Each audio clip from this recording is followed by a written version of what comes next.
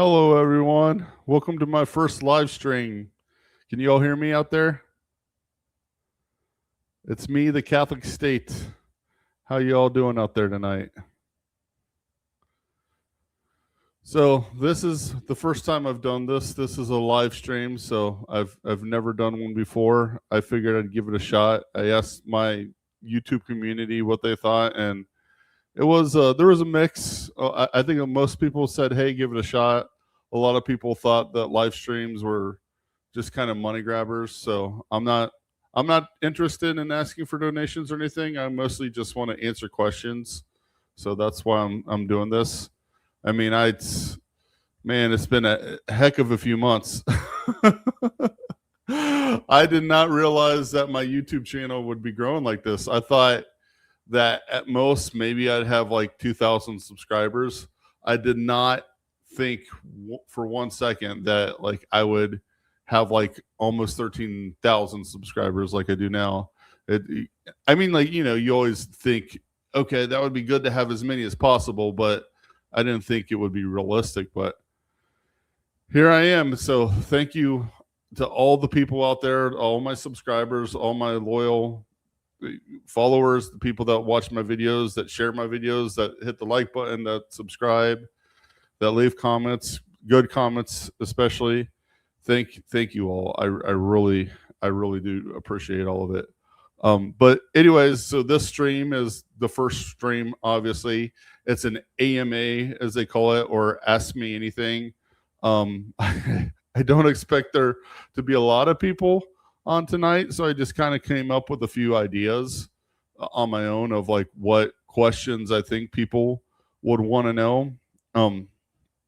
So the first question I think people would probably want to know is, okay, who am I? Who is the Catholic State guy? What is this Christ the King thing? So, yeah. Stephen SS Tiger. That is exactly what I was getting ready to do. That's what I'm doing, providing an introduction. Thank you. All this hat is it's just a hat that says, hold on, don't mind my messy hair. It's a hat that says Pax Vobiscum. Pax Vobiscum. It's a little dirty, sorry. I've got a lot of Catholic hats. It's one of those things that my wife and my mother and my mother-in-law, they love buying me stuff like that. So I got a lot of Christian shirts. I got a lot of Crusader stuff. I mean, you can probably see the Crusader helmet back there. I wanted to make sure I got stuff behind me. I'm not going to be like Michael Lofton and have like a whole library behind me, but at least I got my St. Joseph picture. Like I really like that one with baby Jesus. And then there's, my favorite doctors of the church, St. Augustine, St. John Chrysostom, and St. Thomas Aquinas. Sorry if I mispronounce any name. I mean, you can feel free to leave 100 comments in my comment section letting me know that I mispronounced anything. I'm sure you will, even if I don't want you to. But anyways, no, I'm not gonna be like that. You know what? It's like this when it comes to all the people like criticizing me about mispronouncing stuff. Nobody's perfect. I'm imperfect. I'm human, just like all of you. And well, you can tell the voice is not AI, right? Because it's my voice and I mispronounce things. But it's also like, okay, well, it keeps me humble, and it's cool because everybody that leaves a negative comment, even if, and I think a lot of the people that leave comments correcting my pronunciation aren't trying to be negative. They're a little pedantic, to be honest, but they're not trying to be negative. They're coming from a good place. But yeah, I mean, it is what it is. But anyways, it's kind of funny to me. But anyways, let me go into hey there, everybody. D and Thomas Holmes. Hey, what's up, Oblate? Yeah, hey, what's up, Irish American? Okay, so some of you are probably new to who I am because, like really my channel only started blowing up in the past few months. But I've actually been doing this apostolate for a few years now. I actually started here on my website. If you look here, Christ the King, It's christtheking.info. It was actually called thecatholicstate.com, and I still have that URL. The reason I changed it from thecatholicstate.com to the Christ the King is because, and now I'm probably coming off as a legalistic Jew here, but it's Canon 216, and the Code of Canon Law says you can't call an apostolate Catholic unless you get permission from your local bishop or a higher authority. And let's be honest, with the kind of stuff I say, no bishop. I know my bishop. He doesn't like me, so they're not going to give me authority to call myself Catholic. So my official apostolate name is Christ the King. So it conforms with Canon 216, right? But so I took the name Catholic State, which was the original name of my apostolate / website, and then I just use that to be like I call myself the Catholic State, right? So like when you see videos online, you say it's hosted by the Catholic State. That's me. That's my pseudonym for myself, right? And then Christ the King is the actual apostolate. So when it says produced by Christ the King, that's the apostolate name. So, but either way, Christ the King, Catholic State, it's either or. I don't really care. Going on my website, you can see this is my homepage. I've got subscriptions and my latest articles right here. But to really get started, if you want to know about me, it really started back a few years ago. So let me try to go all the way. I got a bunch of articles. So that was the thing. I started out actually writing articles. So funnily enough, to all the people out there that that kind of make fun of how I mispronounce things, I know I'm not a gifted public speaker. I never was. Like in college, I think I got I got a passing grade. Like I was an A student in college, but public speaking, I was like, I think I got like a B-, which was low for me because I was an A student. But I knew public speaking was not my thing, but I was always good at writing, right? I was always like A+++ in all my English classes. My English professor in college, and I'm not trying to sound like I'm bragging, but like he said, you should be an English major. So, and false humility aside, that's what I was always good at. So when I started this apostolate, it was to write articles. So here's my first article here, December 2nd of 2021. I talk about what is a Catholic state, and I'm not going to read the article for you. You can go to my website and read it yourself. But you see kind of where this began. Like I have I have a silly sense of humor. I'm I love, just making fun of everything except for anything holy, right? And nothing sacrilegious, but I just love, I don't pull punches. Like, are you a Democrat or Republican, right? I mean, from the beginning, my apostolate was not politically motivated. It wasn't like, oh, I'm going to take the Republican Party side, or I'm going to be a conservative Catholic. From the beginning, I was like, you know what? I'm just Catholic. I'm going to talk about what the Catholic Church has always talked about regarding these socio-political issues that even a lot of traditionalist priests don't even want to touch, right? So not only the Jewish question, but other things, right? So that was really what got me started. And then I started writing articles, right? So you can see there's like a bazillion articles I have on my website from 2021. But here's the thing. When you create your own website, I wrote anti-feminist articles. What I learned to cause me to hate feminism. An article criticizing capitalism, socialism, and communism. Articles talking about how separation of the church and state is subversive evil. And I've always done this. The way I do things is just like how I do in my videos now. I always, tons of quotes, tons of sources. Like I always, have my sources linked. Tons of quotes, tons of sources from Scripture, magisterium, and church fathers and doctors, right? Because my whole mentality going into this, and I'm trying to be humble, is that I'm a nobody, and really nobody cares what my opinion is. I mean, you shouldn't care what my opinion is, because who the heck am I, right? But what you should care about as a Catholic is what Scripture, tradition, the church fathers, doctors, other great Catholic theologians, and the magisterium says, right? Because these are the three pillars of our Holy Catholic faith. So, yeah. And I know there's a lot of people that hate AI. If the people that have been following me long enough know this too, a couple years ago, I really got into the Suno thing, and I started writing tons and tons and tons of songs in AI, right? Let me see if I can show you some of them. Go over to, where is it? My social media accounts. And see, this is my link tree right here. You can see I'm all over the place. YouTube, Rumble, BitChute, Odyssey, Twitter, Facebook, Instagram, locals. So I'm not even going to post a lot of this stuff on YouTube. Like you can see, like this stuff right here is on YouTube.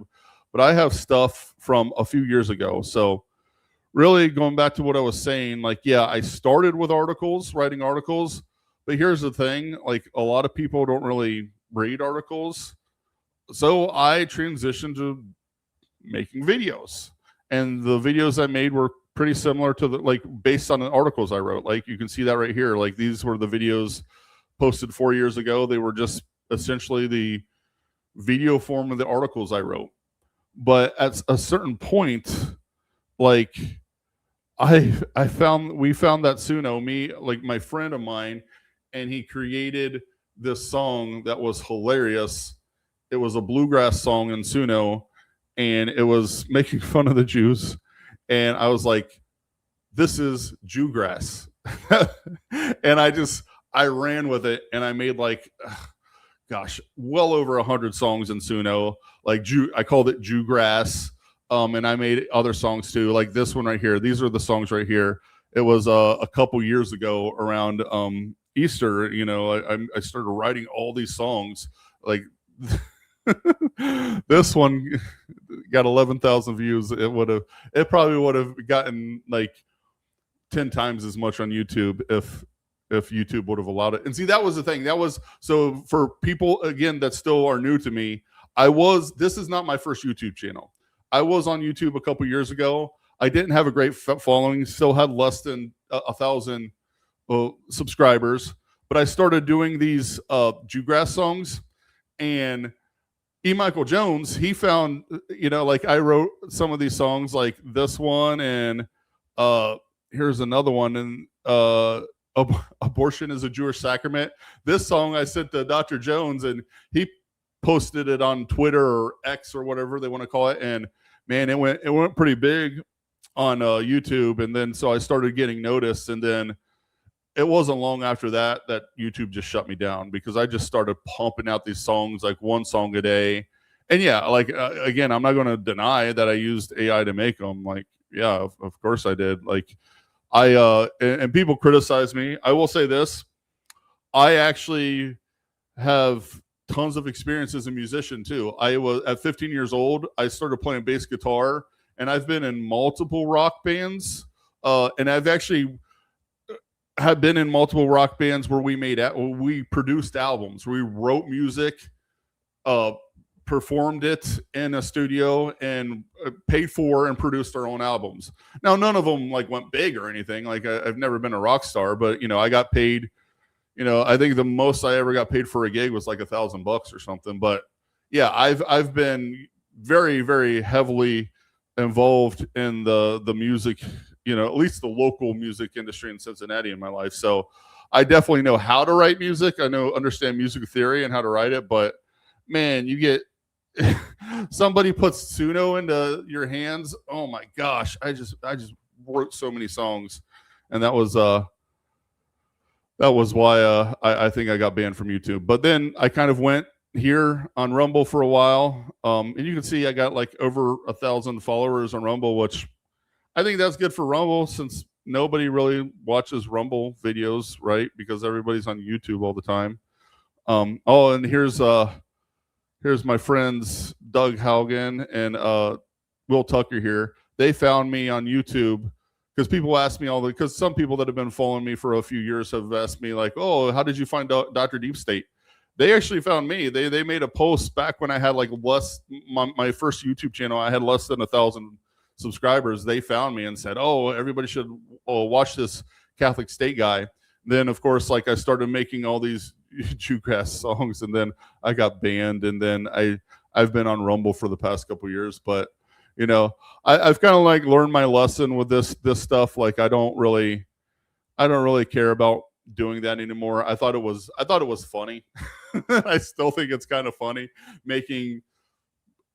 Yeah, I mean, again, my sense of humor is pretty edgy. So like I thought it was funny at the time. I still think it's kind of funny, but no, I realize that it's kind of getting to the point where nobody even wants to listen to any AI stuff, because everybody's is just kind of sick and tired of AI stuff now. So yeah, it is what it is. But anyways, then I got back on YouTube here, as I think all of you know by now. Oh, I haven't even you guys haven't even been seeing my Rumble channel, have you? Derp. This is my Rumble channel right here. 1.28 thousand followers, and yeah, I was going all the way back in the beginning where I was here for 4 years. And like I said, how many videos do I got here? I don't even know. I've got 19 pages worth of videos, but I've been doing this for 4 years now. And of course, as I think all of you all know, I'm back on YouTube now. They let me back on at the end of last year, and yeah, man, it's been a wild ride. See, almost 13,000 subscribers. Again, thank you guys all so much for that. I couldn't do it without you. And of course, yeah. You know what? Here, let me answer a question too, because here's a question I get asked a lot. Like, oh, how do I find social media? Your social media. And like, I really don't. I'm not trying to sound like a jerk about this at all. I answered. A couple people asked me that the other day, and hopefully I didn't come off as a jerk when I answered it. But it's like, here's just a pro tip for anybody that ever asks a question for a YouTuber where you find their social media. Just go to their main YouTube page. Like, this is my main YouTube page, right? So if you just go to my main YouTube page, like at the Catholic State, right? This is where you'll find all my videos, right? And this is where you'll find my social media, because this is where YouTube only lets you put your social media links in like this place. So if you ever want to know a YouTuber where their social media links is, go here. Like, this is a link to my website. And again, oh my gosh, this is bad. Now that I'm showing you my YouTube page, this is a link to right here. When you go to somebody's YouTube page, here's a link to my website right here, and a link to my social media. So yeah, so that's how you find any YouTuber's social media. You go to their website, or you go to their main page, YouTube page, and then you find the links right here and their main description. And people keep asking me what the song is at the beginning of my videos too. I actually made a whole video for this, right? And it's usually right here. It's showing my live stream now that I'm doing right now, but it's usually this video shows up on my main page. This one right here, the Improperia. That's the song that is at the beginning of all my videos. So I actually posted it here, and I posted the lyrics here. And this is not AI slop at all. No AI slop. I did not create an AI slop chant.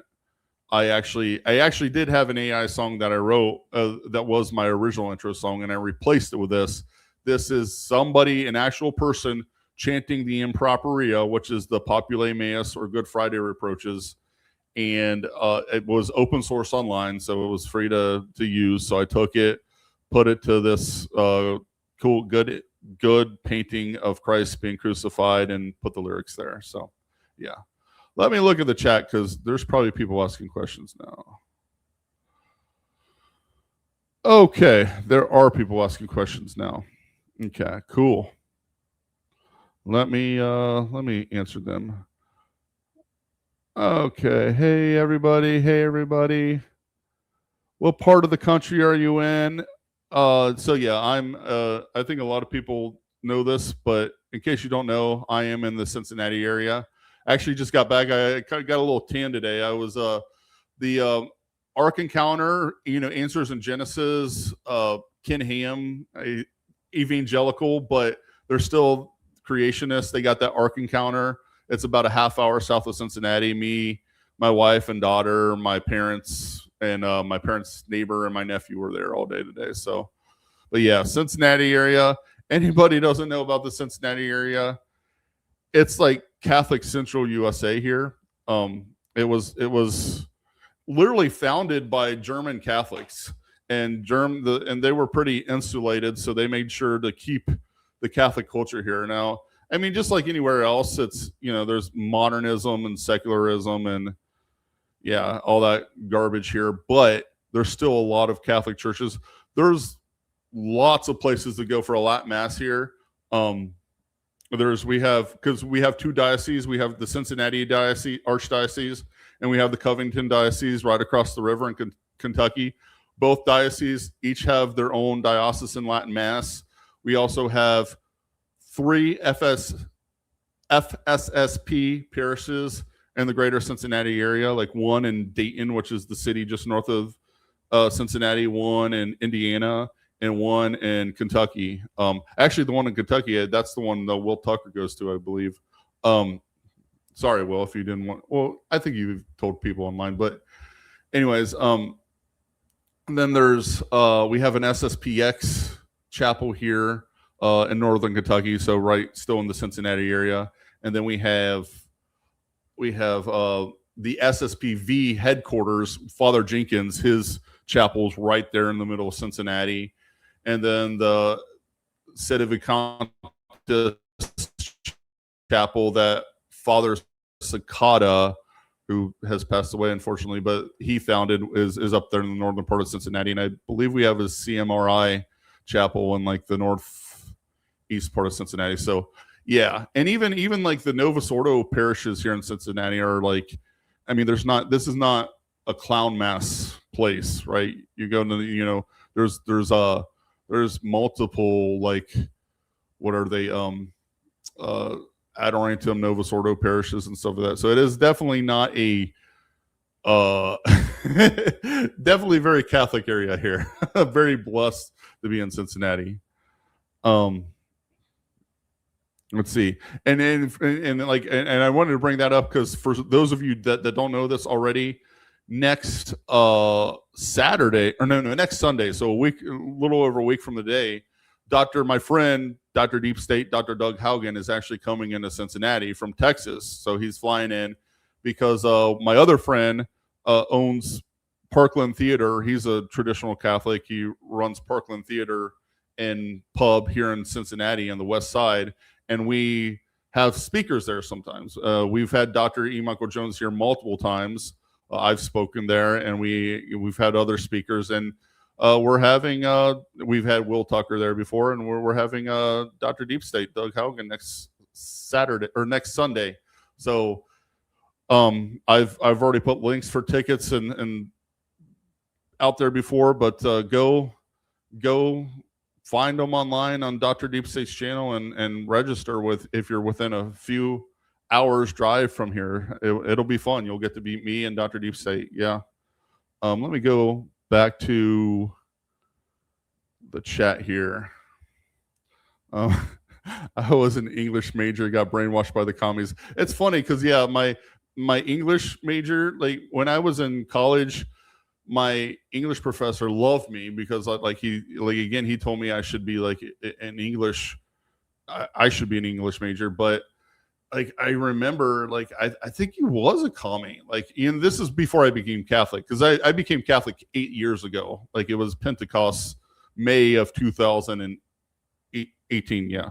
So, yeah, but when, like, I'm 40 now, so when I was in college, that's 20 years ago. But yeah, I remember my professor. He was a younger guy. I think he was. I think he actually was a commie because he kept pushing like critical theory, and yeah, and Marxists.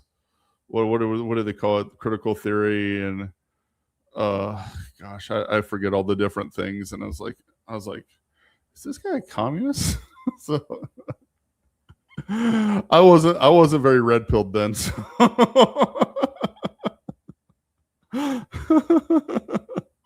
Okay. Oh, seeing all these Charlotte people, Charleston. Oh, welcome everybody.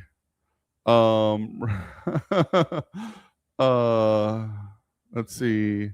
Are you Southern? No, I'm actually born and raised here in the Cincinnati area. But here's the thing: I didn't grow up I did not grow up in like the metro area. I grew up out in the country, and you could probably tell that with how I talk. Like I was a poor white kid, so I lived in a trailer park until I was 9, and then after, like my dad's 70 years old.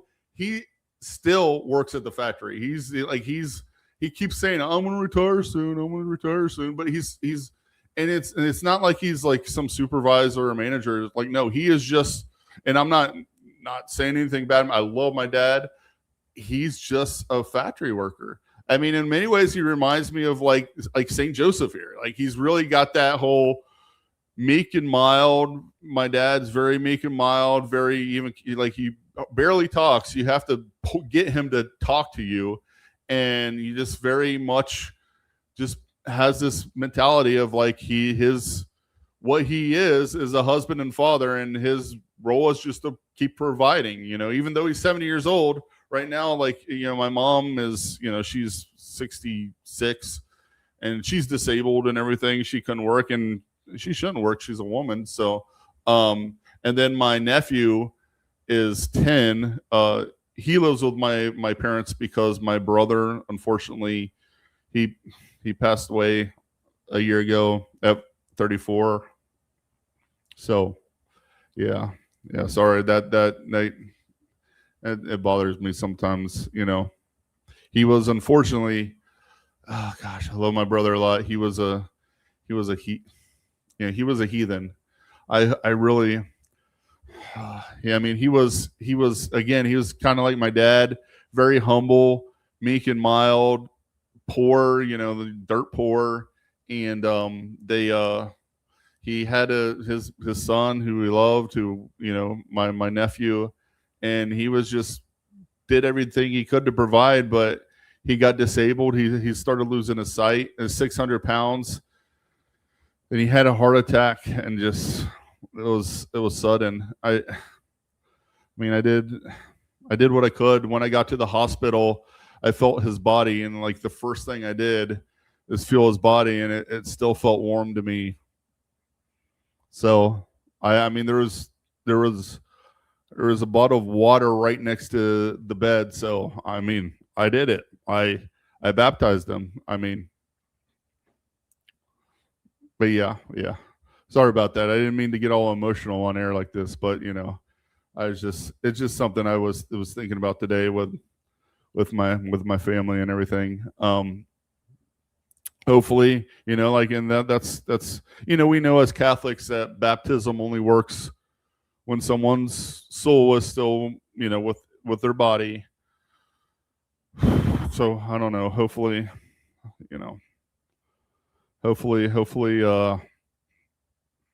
all you can do is just hope and pray, right? Anyways, oh, hey Josh, how's it going, man? Joshua Busel.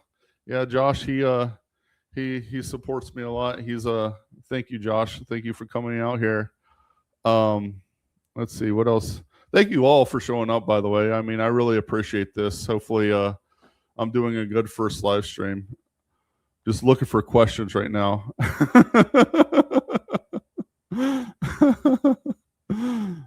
Thank you for supporting me in my bad pronunciation of things.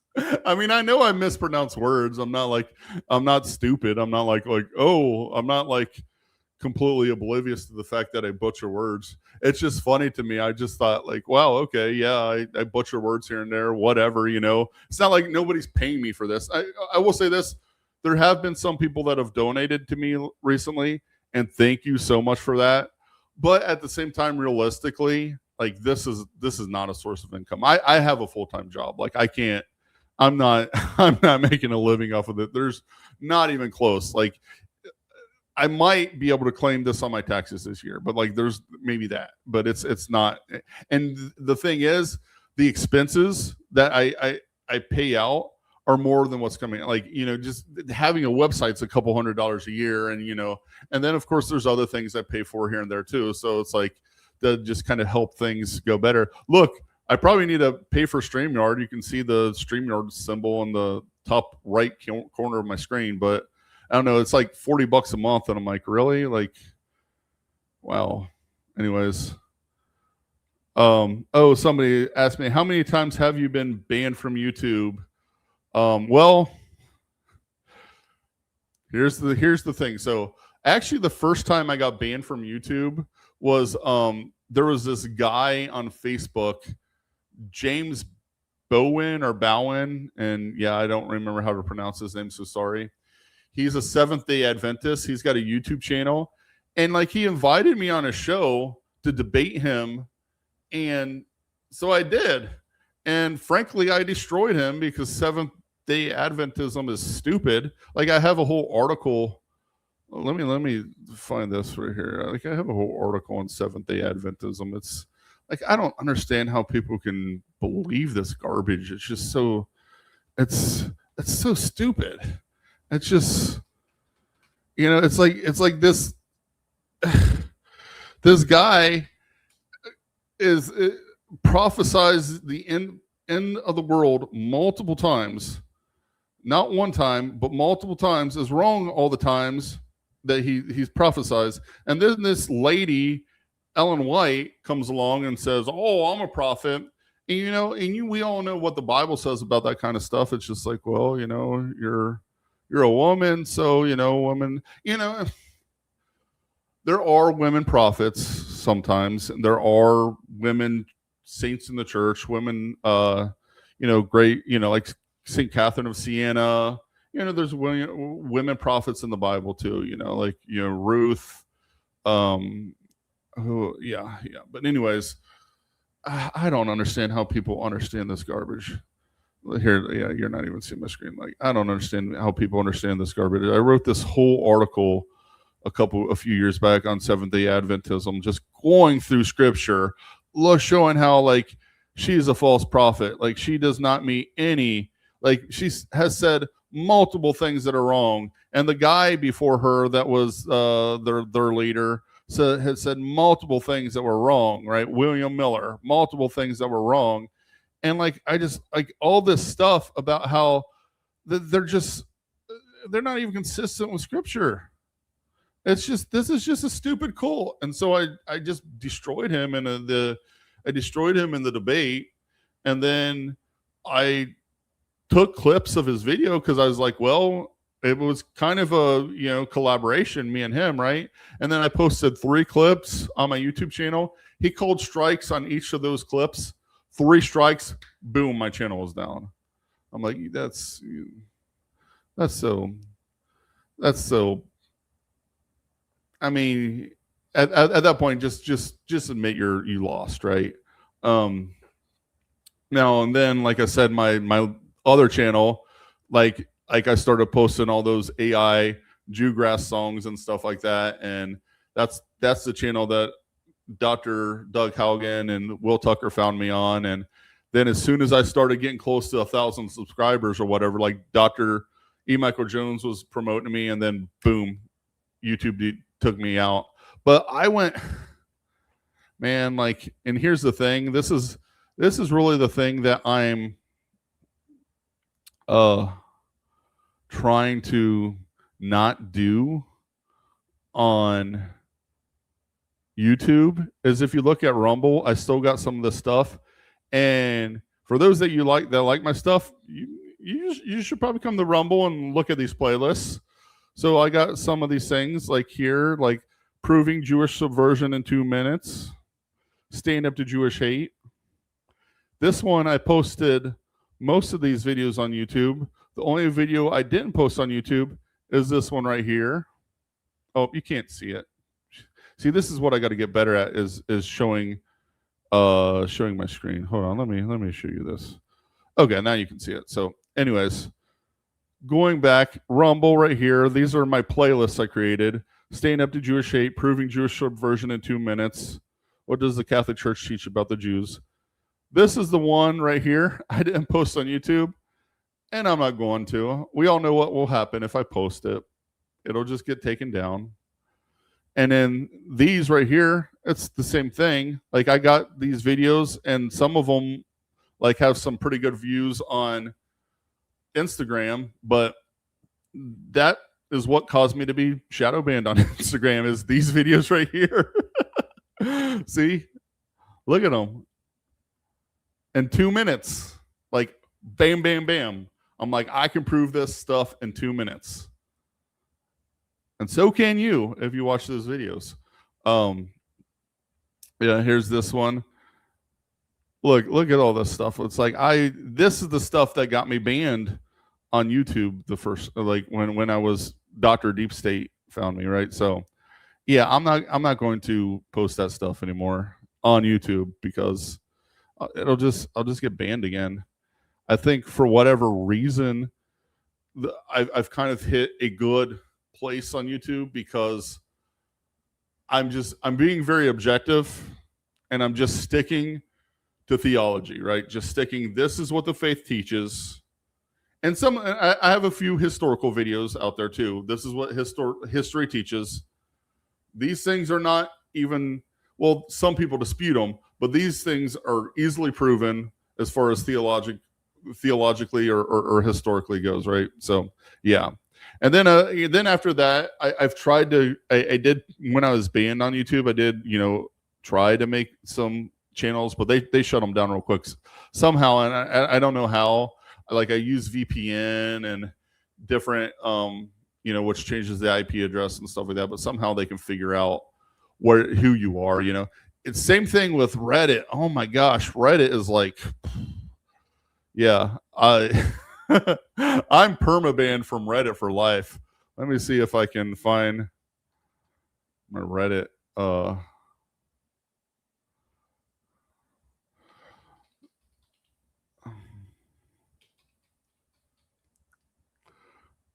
See, this right here is my Reddit.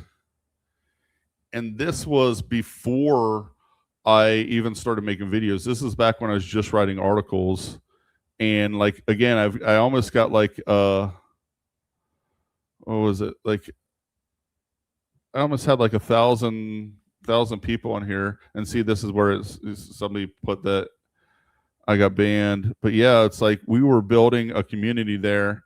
Man, I got banned. Like, I think the problem was, and this is it's kind of childish, but I used to go to different subreddits and I would just like for instance, like the LGBT subreddit, I would go to the LGBT subreddit and I'd write an article about how homosexuality was a sin and I'd post it there. Or go to the feminism subreddit and write how post my article about how feminism is evil. You do stuff like that. So I kind of had it coming, but yeah. Anyways, let's see.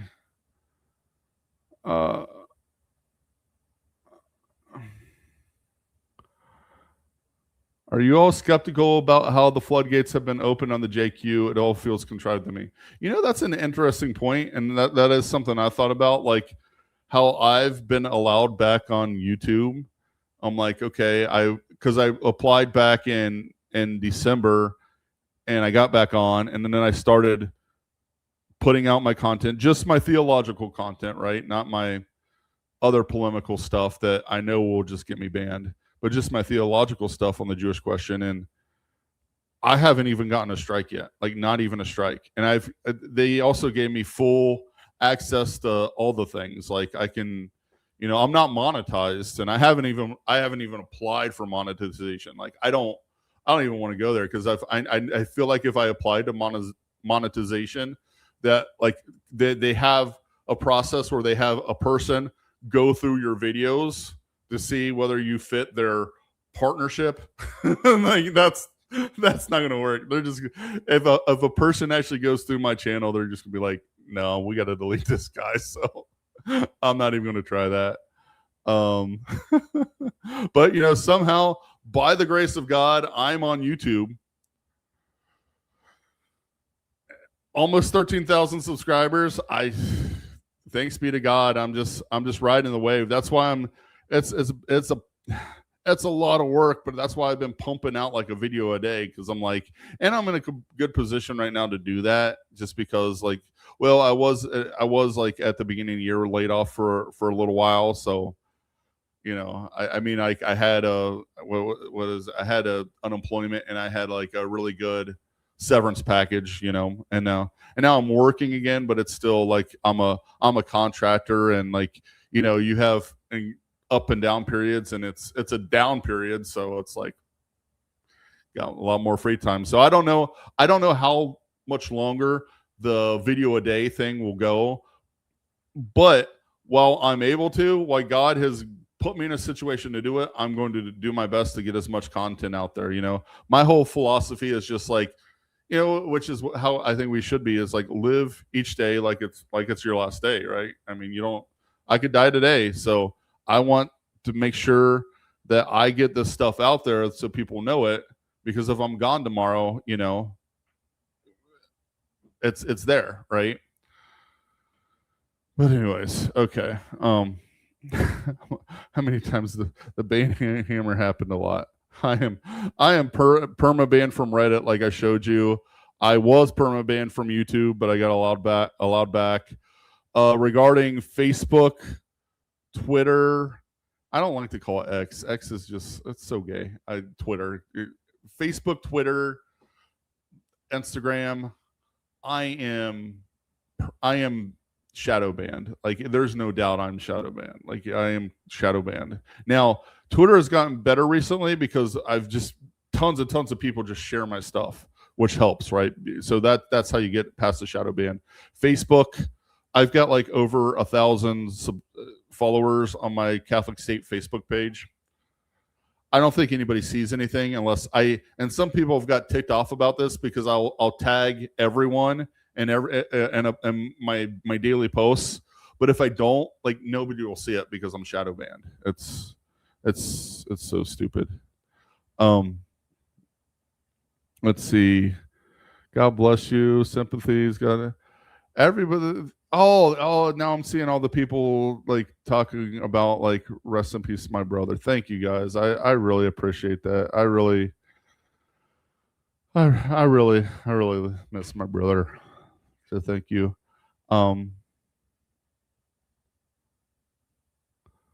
What is this question? Drop me out. If you had to choose between your father bumming you or the rest of your family's lives, why would you let the rest of your family die? What? I don't understand that. I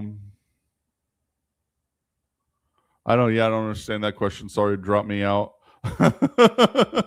my father does not bum. My father's, he's a blue collar worker. He's a factory worker. He's poor. He's not very rich. I mean, well, he's been at the same factory for so long, even though he's blue collar, he's basically in the middle class now, just because it's like at this point, it's like, your wages go up each year. So he does all right, even though he's just a factory worker, right? But my father would never bum from me, he's no, that would.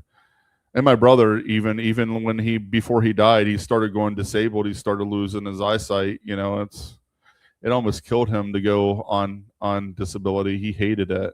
That's just not the way my family works. That's not how we were. When I was laid off earlier this year for a few months, like that's why I was pumped. That was one of the reasons I was pumping out videos every day, because it's like, well, I got to do something. Like even if I even if I had the and I was applying for jobs every day, multiple jobs a week and stuff, but even if I had enough money in the bank, and I had like my severance package and all the unemployment and everything, I still you have to work. I mean, that's for to be a man, you have to work. That is part of being a man. So if any of you guys out there are just like, well, I don't like working, well, tough crap. That's what being a man is, right? It's in the Bible. Genesis 3, he says, man, Adam, you're going to work out in the field, right? And you know what he says to the woman, right? What he says to Eve, he says, you're going to want to roll over your husband, but he's going to be the head, right? And that's the thing. That's what people don't think about a lot of times, is like with relations with women, is women are wired to where they want a man that's a leader. They want a man that's the head of a household. They want a man that knows how to lead, and that will be a good spiritual leader and be a good husband and father and everything. But at the same time, because of their sin, because of original sin, they're also wired to be sinful and to try to usurp the man's leadership. And I mean, that's why feminism is so evil, because it basically allows women to give into the sin of usurping a man's role, and it's diabolical. Okay, let me see. Oh, question. What are the characteristics of the Antichrist? Well, like I said in my video, like, he's going to be Jewish. And I keep getting people comment like, you know what? I think he's going to be Muslim, or I think he's going to be this or that. Okay. Well, if you're a secularist, I guess or a Protestant, maybe, okay. But I don't know. In my Antichrist video, I think I made it pretty good argument, false humility aside, that he's going to be a Jew.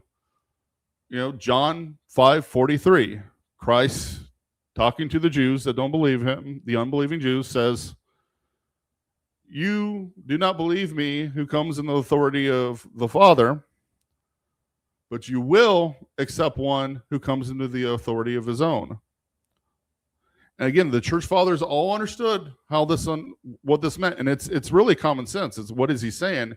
He's talking to Jews. Well, the context, he's talking to Jews. What is he saying? Well, he's saying that the Jews are going to accept a Messiah that is not of God.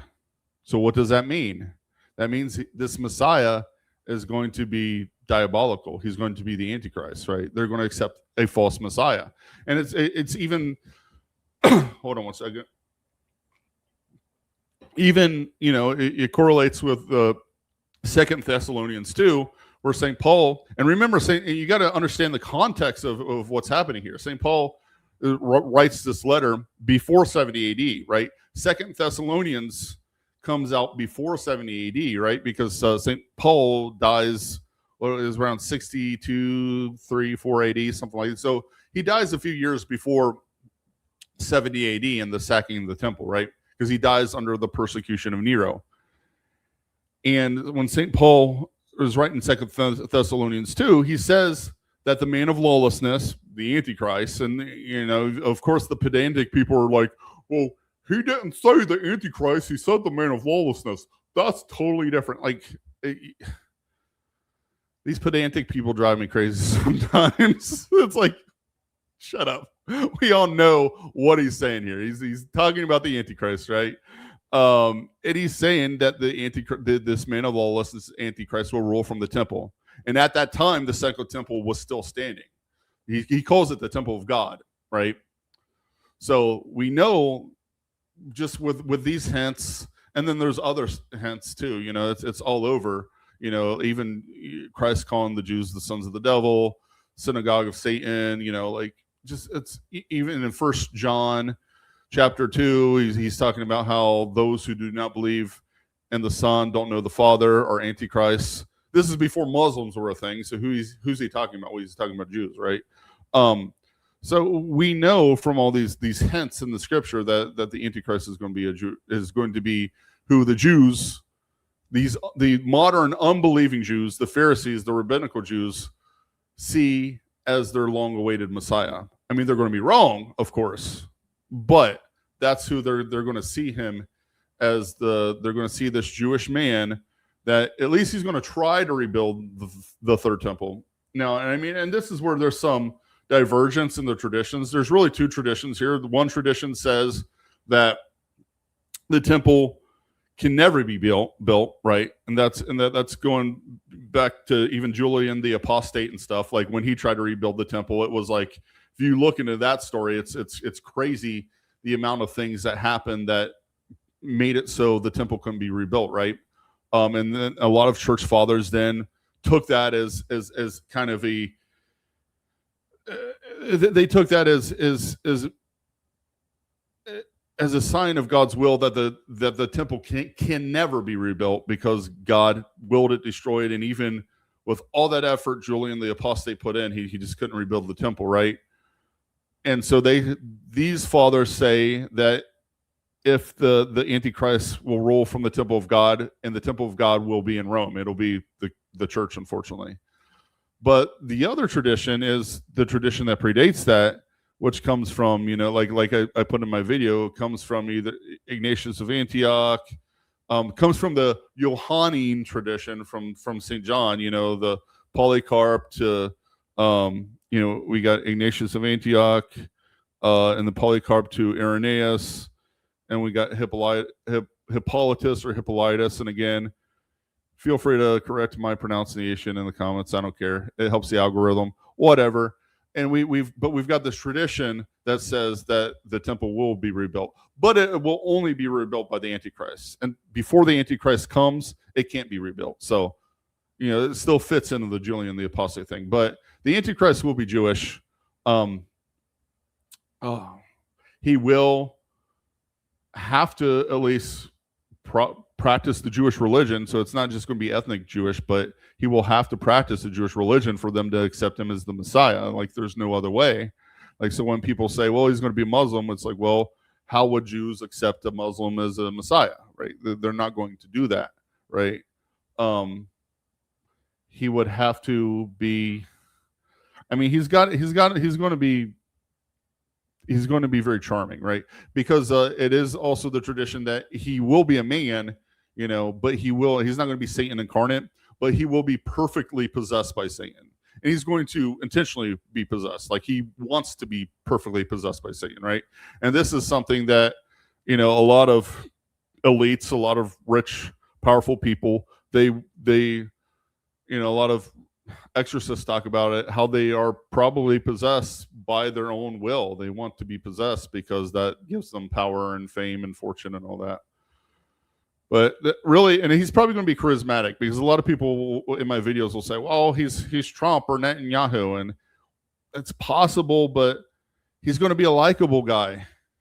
How is Netanyahu going to convince all these Christians? Because a lot of Christians are going to apostatize and worship him. How is Netanyahu going to convince them? Trump, I don't know, maybe because he is somehow convincing a lot of otherwise good Christians to support him, even though he's a genocidal maniac, womanizer, all kinds of things wrong with him, and he convinces people to support him. So I don't know. It's possible. My mom thinks it's Jared Kushner. Fits. It definitely fits, because one of the other characteristics is he will come as a man of peace. And Jared Kushner has been promoted to, like, I forget what it's called, but it's Trump's peace organization, right? Like, and he moved the embassy to Jerusalem, and Jared Kushner, the man of peace, and apparently his family bought property at 666 something Avenue in New York or something. So yeah, it fits. It's possible. Okay.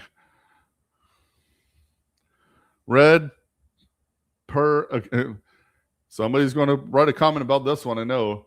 Red perestroika deception. I don't know how to pronounce that word. Sorry.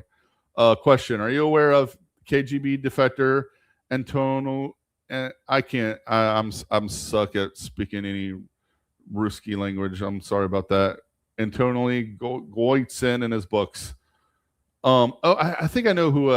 Yeah, I've watched that guy's video and stuff. I haven't read his books, but I've watched that guy's videos before. It's been a few years.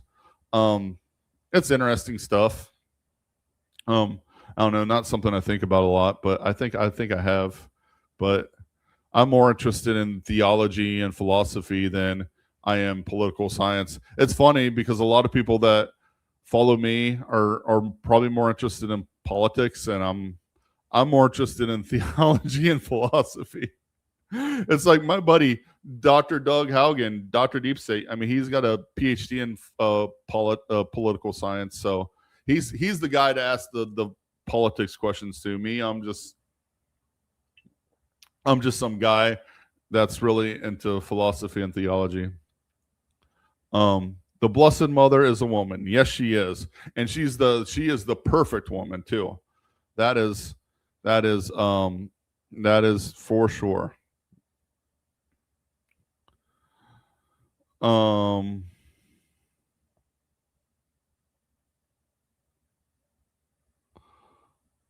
Will you do a video on the worthless salt and how it represents the old covenant? Sure.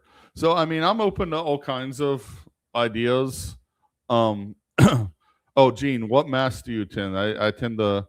So I mean, my parish is. You remember those canceled priests from a couple years back, Father Shannon and Father Sean? It was all over the news. That was my parish. Those are good guys, by the way. The missionaries of St. John the Baptist. If you want to donate to somebody, donate to them. Donate to them. The missionaries of St. John the Baptist. Great priests.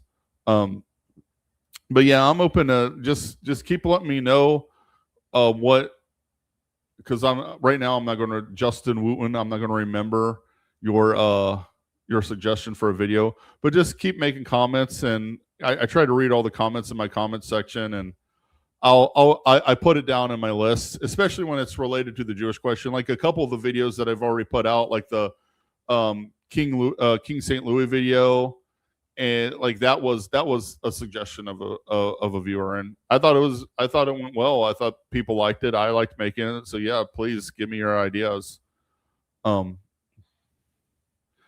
Esther. I like Queen Esther too. I like Queen Esther. But I don't, like for me, there's nothing when it comes to women. There's nothing wrong with strong women, strong holy women, like good saintly women, like the Blessed Mother, Esther, Judith, Ruth, like Saint Joan of Arc.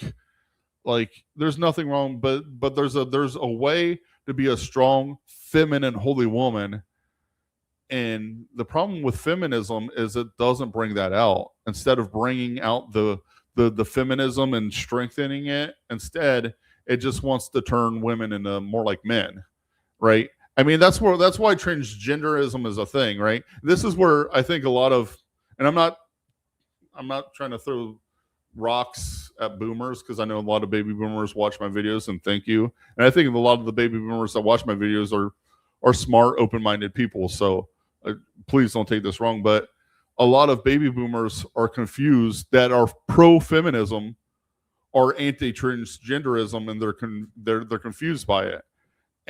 But if you really understand feminism, transgenderism itself is the logical conclusion of feminism, because feminism says, well, a woman can do anything a man can do. Okay, well, if that's true, then if it's possible for a man to want to be a woman or a woman to want to be a man, especially a woman wanting to be a man, if a woman can do anything a man can do, then why not go all the way and just become the man that you want to be if you're a woman, right? I mean, it's a logical next step, and I think that's the thing. A lot of baby boomers in our times are why they're confused a lot, because a lot of the things they grew up with, like the sexual revolution, the feminism stuff, all this nonsense, they had this kind of mentality of they would only go so far, and then they would have like this arbitrary line, and it's like, okay, we'll only go this far, but we're not going to go past this line. Whereas like the younger generations, like the millennials and Zoomers and stuff of our age, are just like, well, those lines that you set are just arbitrary. Let's just go all the way. Right. So that's why like these sins we see today, and that in the baby boomer generation is confused by them, but they're just the logical outcomes of the stuff that was already going on, 60, 70 years ago.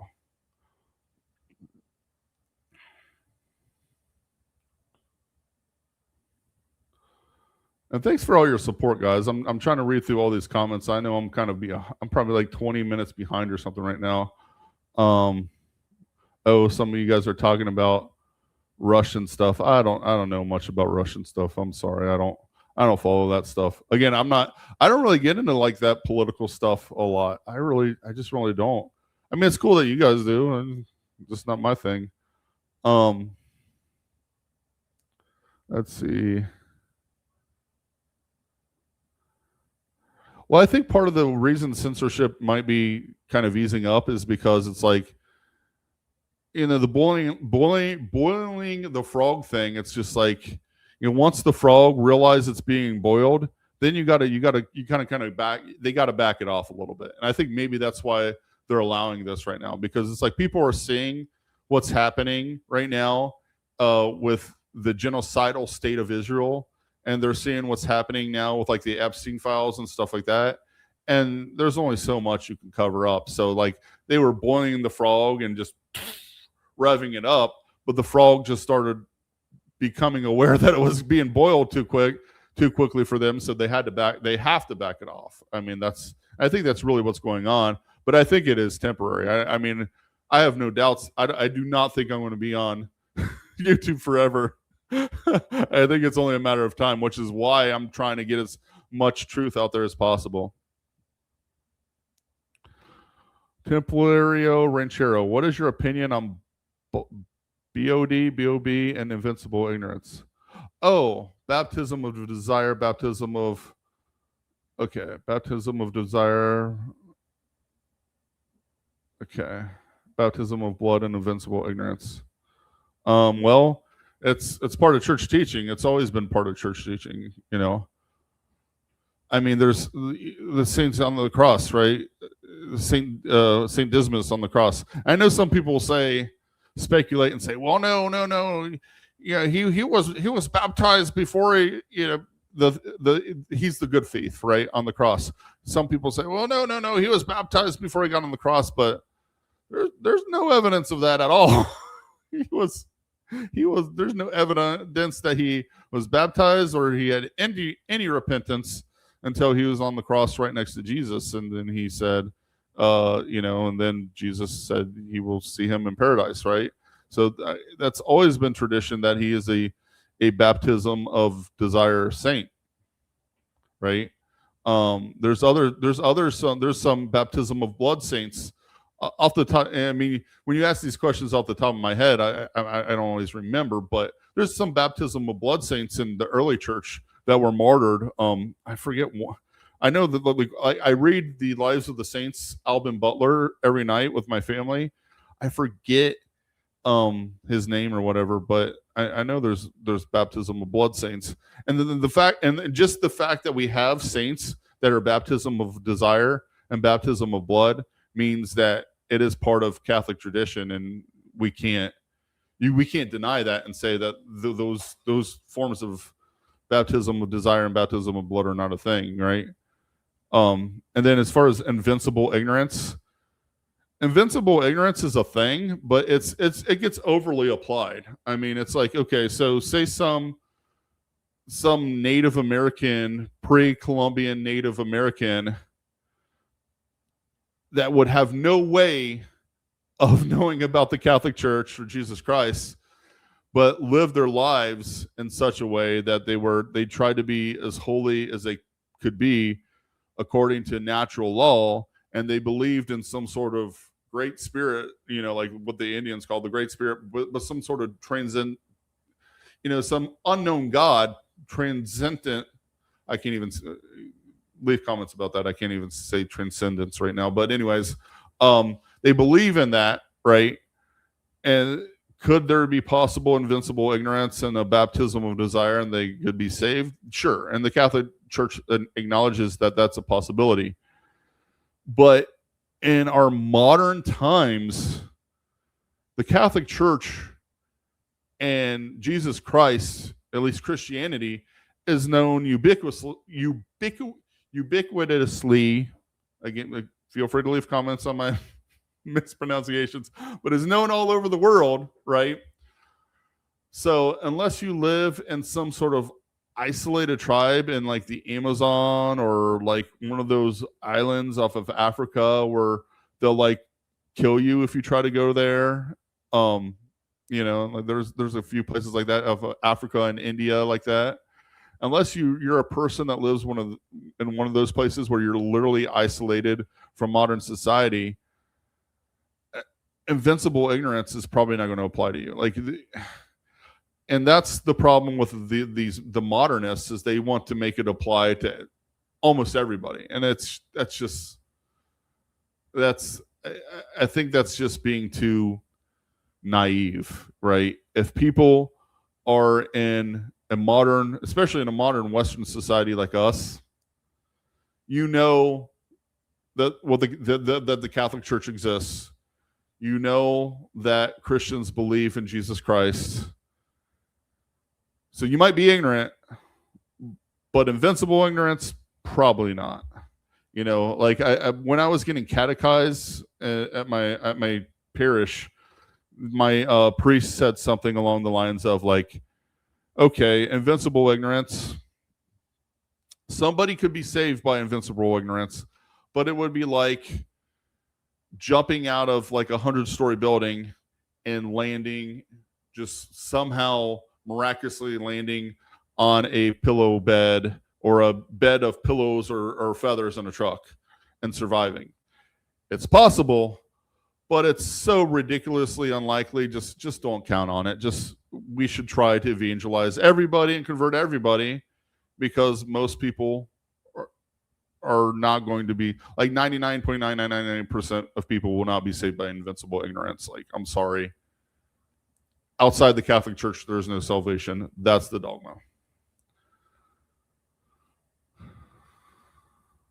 I can believe the conspiracy that the Jews want anti-Semitism so the Jews from all over return home to Israel to grow greater Israel. That's and the People versus Power says, I can believe the conspiracy that the Jews want anti-Semitism so that Jews from all over return home to Israel to grow greater Israel. I mean, that's possible. I mean, I think that's kind of like one of the reasons the Zionists partnered with even the Nazis, right? Is because they were on the same team. The Nazis wanted the Jews out to leave Germany. So did the Zionists, right? They wanted them all to return to Palestine, and so they worked together. So yeah, I can believe that there is some of that.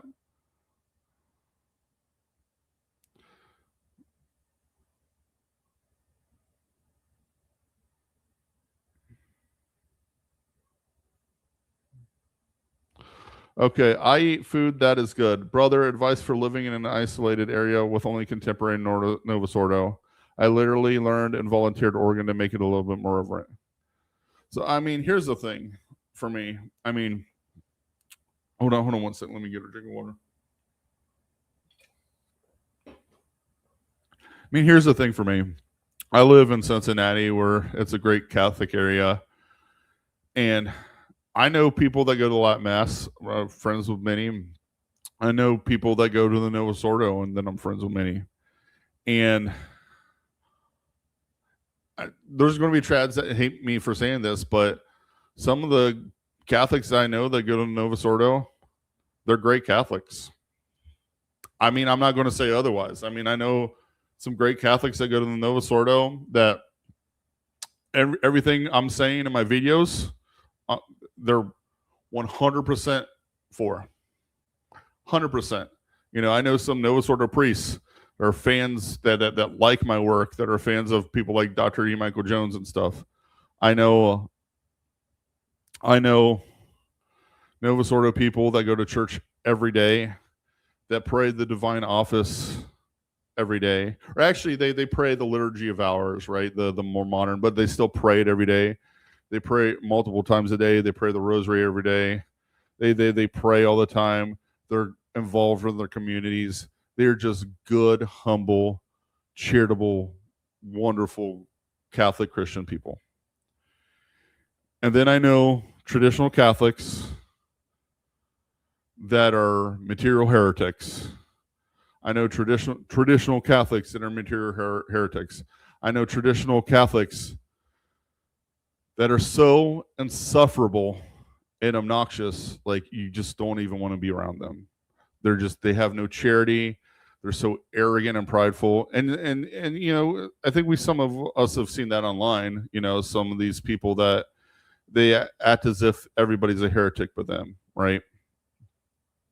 So my thing is, like, when it comes to the Novus Ordo, and again, I'm going to get a lot of hateful comments on this by Sedevacantists and people that go to the SSBX.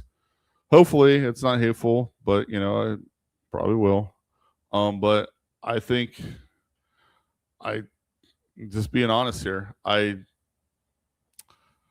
if you're a good Catholic and you believe in what the church has always taught in all places, in all times, and everywhere, which is the role of St. Vincent Lorenz, you go to the Novus Ordo, then who am I to judge you? I'm not going to judge you, right?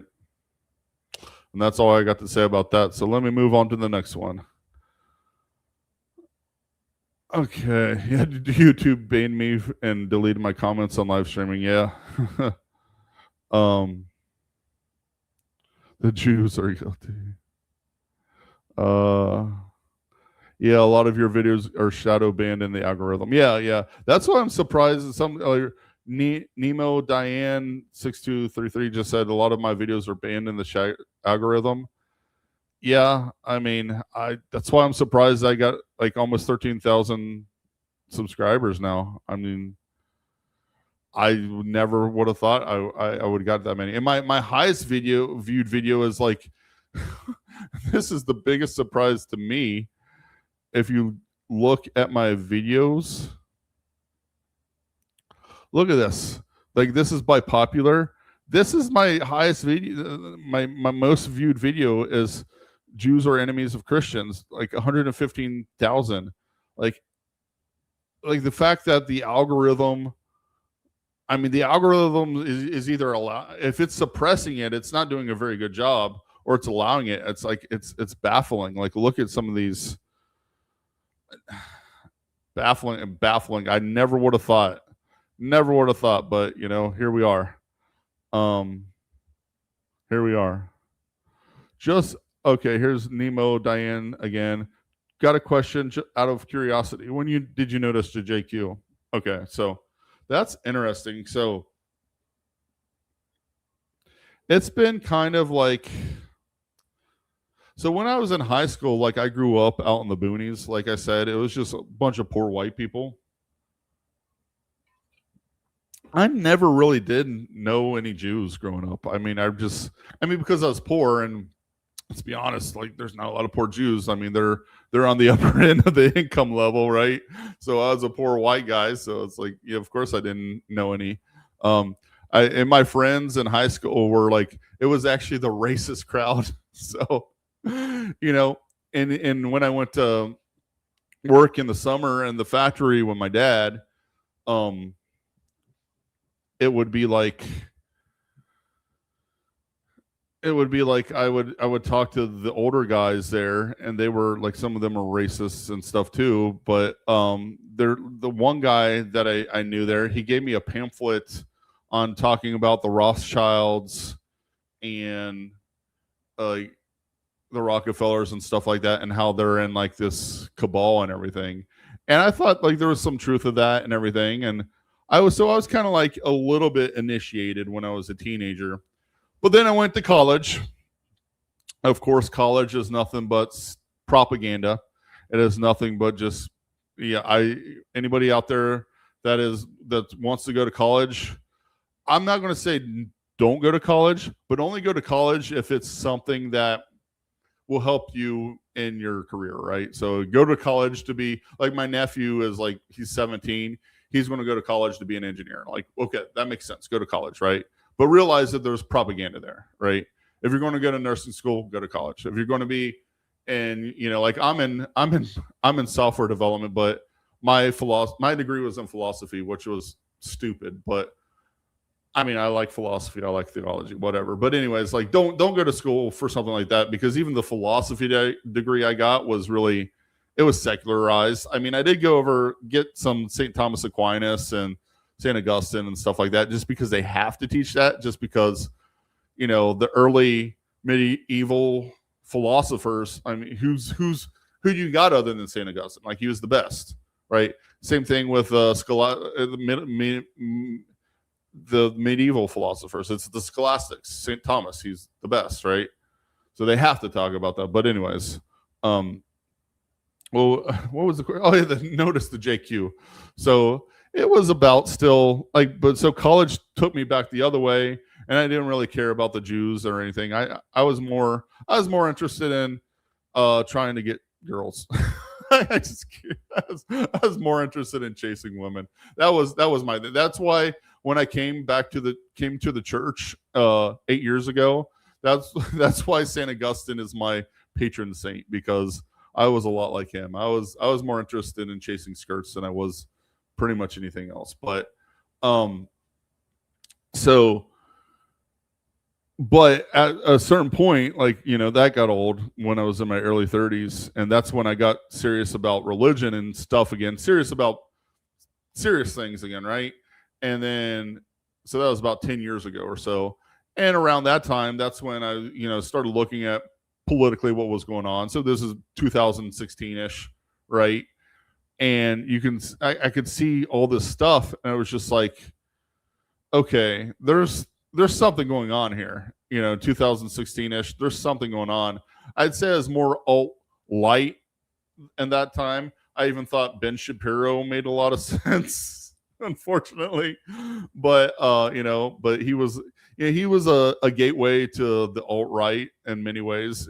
He's supposed to be a gatekeeper to stop people, but I mean, he didn't stop me, so I kept going. And then my friend, who I was also a former skirt chaser, I was going to evangelical, non-denominational churches and stuff like that to get my Jesus on. I said, I'm going to get my Jesus on, but then I'd go play gigs Saturday night. So I was one of those guys at like 4:30 on a Saturday. I would go to one of these non-denominational churches and drink some coffee and go do the rock concert thing. And then a few hours later, I was playing my rock gig in some club or bar or club or whatever the rest of the night, trying to chase skirts again, like I was saying before. But it just gets old after a while. And like I still don't care. I'm still not like super into politics like some of you are, but I started looking into the stuff, and it was just like, it was obvious. It gets obvious once you start looking into it, and then like my friend got back in touch with me that was Catholic, and he was just like, Justin, he's like, I've had some of the same experiences you've had. He's like, let me just break it down to you. 1, the Catholic Church is the true church. 2, it's the Jews. And he was right. And and I was already, he was here, and I was like already like right here. I was almost there. It's just like he started before, like just a little bit before me. So I was almost there. And then he said that, and I'm like, then I did a little bit of research, and I'm just like, within a month, I was like, yeah, he's right. It's Catholic Church is the church, and it's the Jews. Yeah. So there you go.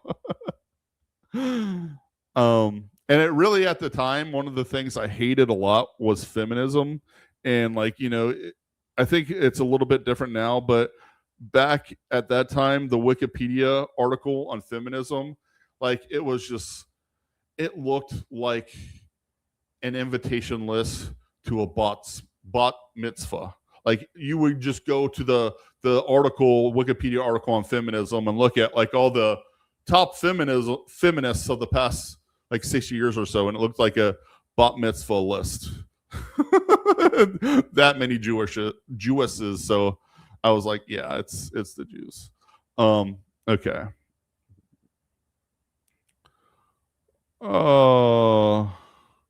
What's your take on Vatican II? Well, like I've made videos on this, like my Nostra Aetate. You know, like I try again. I try not to gaslight people. Like, yeah, of course there was. Hold on. I don't know how long I'm going to do this. By the way, I'm just trying to get through questions. So it's already an hour and 20 minutes, but we'll see how long I go.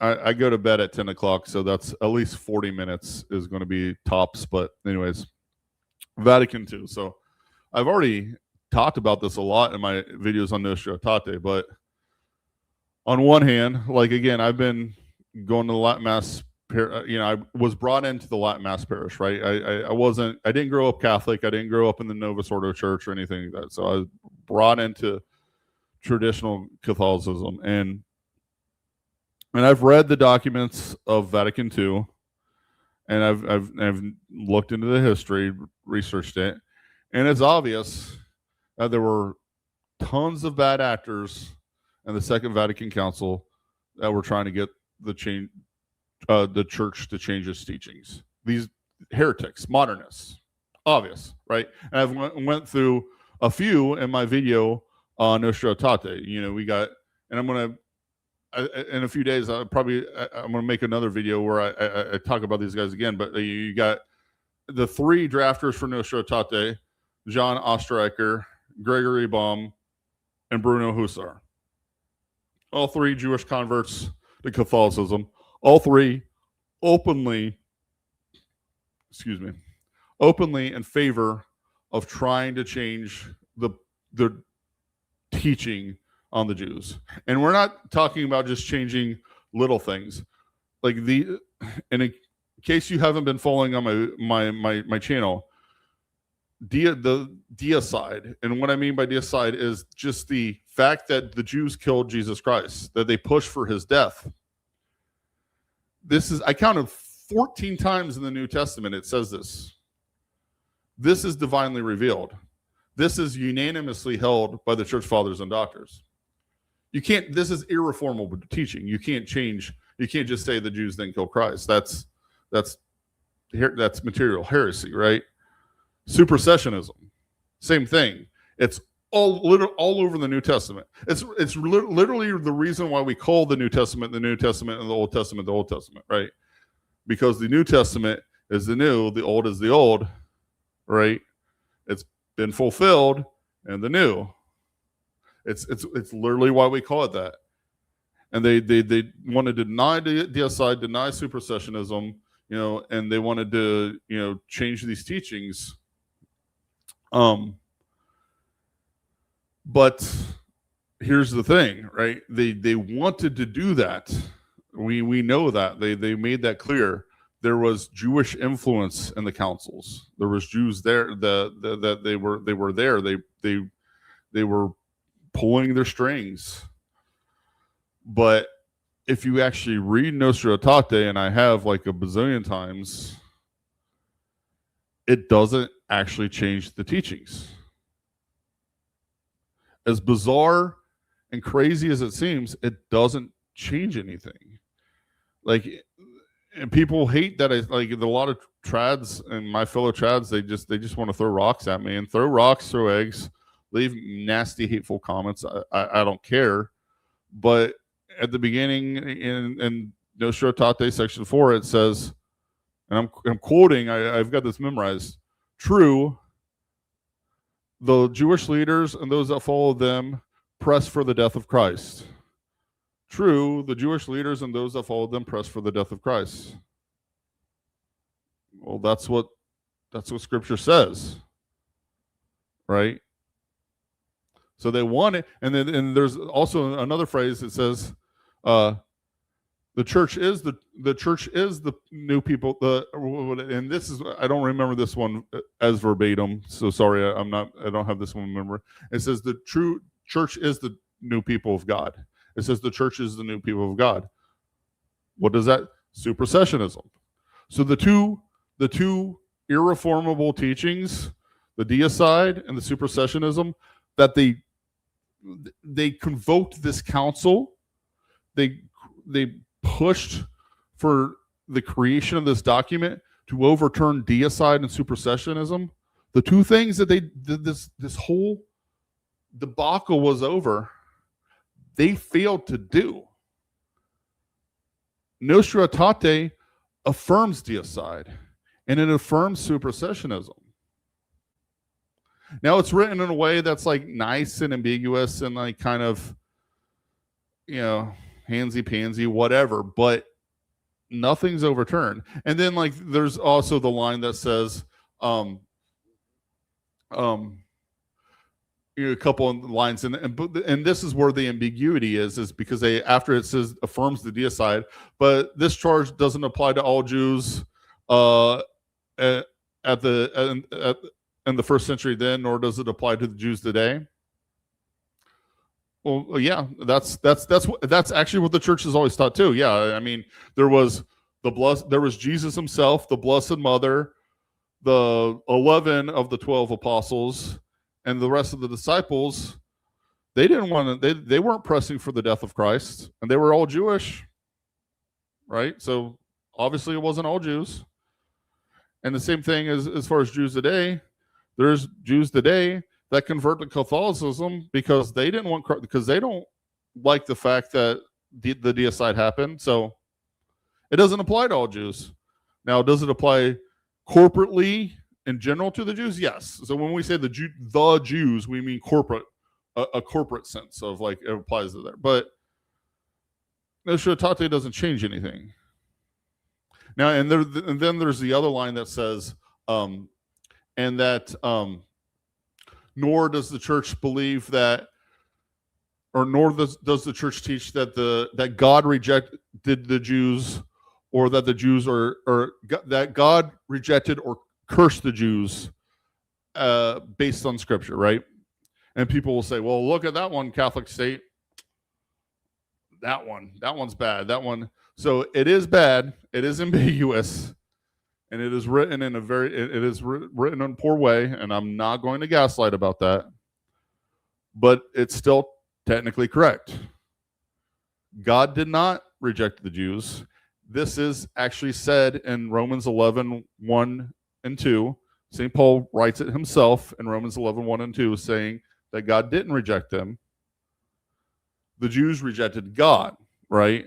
And that's why this is really the problem, is how it's written and ambiguous. It omits things. That's really the problem here, is the omissions in Nostra Aetate, right? Because a really big part of Nostra Aetate section 4 on the Jews, it's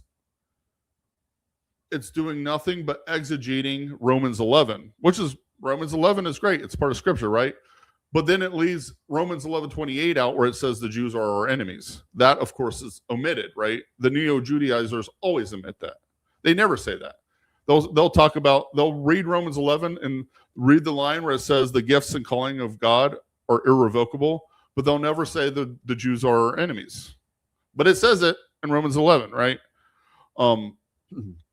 Same thing with this. It's like, well, God didn't reject the Jews. God didn't curse them. And people, they'll be like, oh, but Catholic state, don't you have all these videos talking about how the Jews are cursed? Yeah. They curse themselves. Read Matthew 27:25. They said, his blood be upon us. They said, his blood be upon us. The Jews cursed themselves, right? And this is not my exegesis, just my interpretation. This is the patristic interpretation. This is Doctors of the Church. This is how St. John Chrysostom teaches it. He says the Jews aren't all cursed. The only Jews that are cursed are the ones that assent to the deicide, assent to the rejection of Christ. Those are the ones that are cursed, right? And it's the same thing with St. Thomas Aquinas, another doctor of the church, St. Augustine, right? The three guys back here, they all say that. And if you want me to make a video on that, I can. I can make a video on that. They all say regarding the curse, it is an act of will. It's not just the Jews are willy-nilly, all of them cursed. Now, are the majority cursed? Yeah. But that's only because they keep rejecting Christ. So what's the solution? Conversion. Duh, right? So what is my take on Vatican II? Well, there was bad actors, heretics, modernists. There was also traditionalists. There was also like Cardinal Otto Vianney, of course, Bishop Lefebvre. Everybody knows him, right? So that pushed back against all this stuff, and they did push back hard.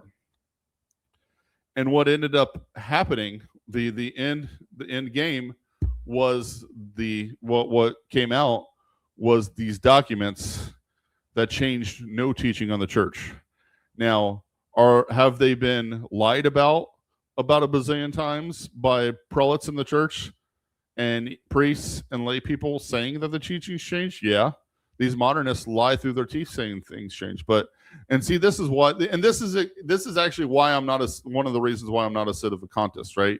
Is because of the fact that, to me, the fact that all these modernist freaks, these heretics, these haters of God, wanted badly to change the teaching of the church.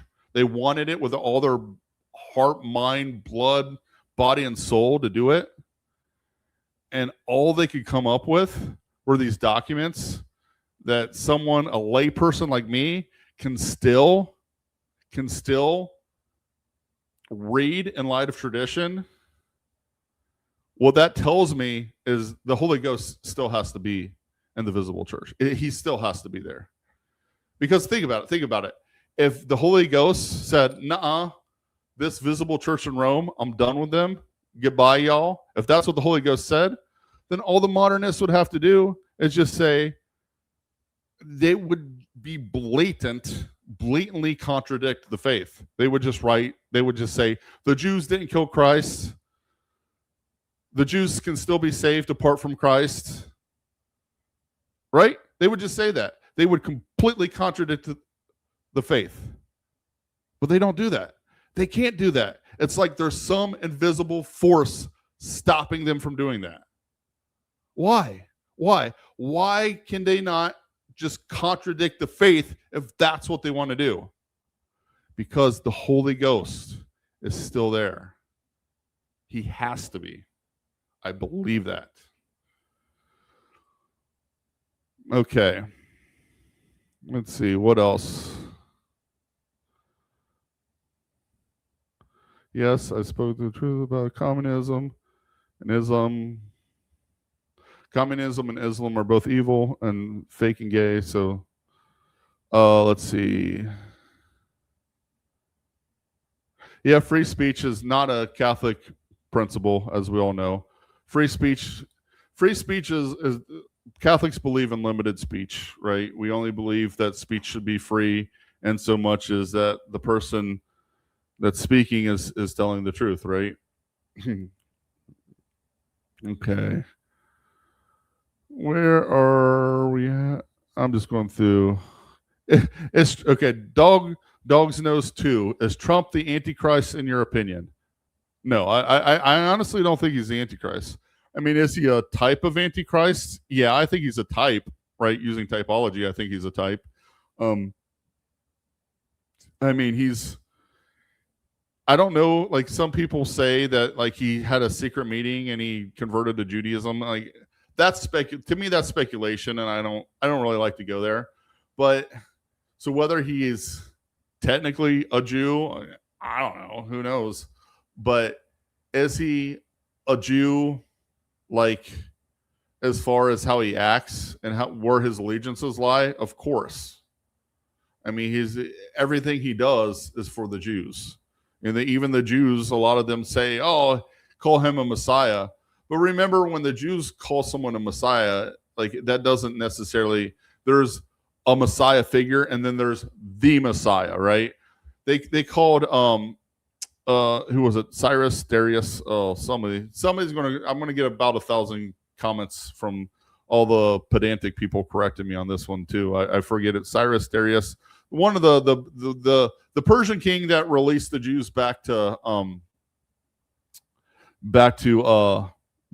Judea. Well, they call him a Messiah, but he's not a Jew. Like they call him a Messiah because he helped bring the Jews back to Judea, and they use the term Messiah for Trump for the same way, because he's doing what the Jewish organized Jewry wants him to do. Now, but is he Jewish really? I don't know. The real Antichrist will be someone that the Jews will accept as the Messiah, right? And like there's different roles, right? That's why kind of the idea of him being from the tribe of Dan, which is a tradition, that Irenaeus, Hippolytus, others talk about. It kind of gets me, because my understanding is that for one to be accepted as the Messiah, they have to be from the line of David, right? Which Christ was. But how can someone be from the line of David who's from the tribe of Judah, and also I guess they be from the tribe of Dan, maybe Dan on one side, Judah on the other? I don't know how that works. But do I think Trump is the Antichrist? Probably not. He's got too many haters. Like, a lot of people hate Trump, right? But is he a type? Maybe. A precursor? Maybe. Yeah. Oh, thank you. Someone said Nikhail Wernick said the Star of Rumfam video was so good. Thanks for that. Trump is too stupid to be the Antichrist. Yeah, probably.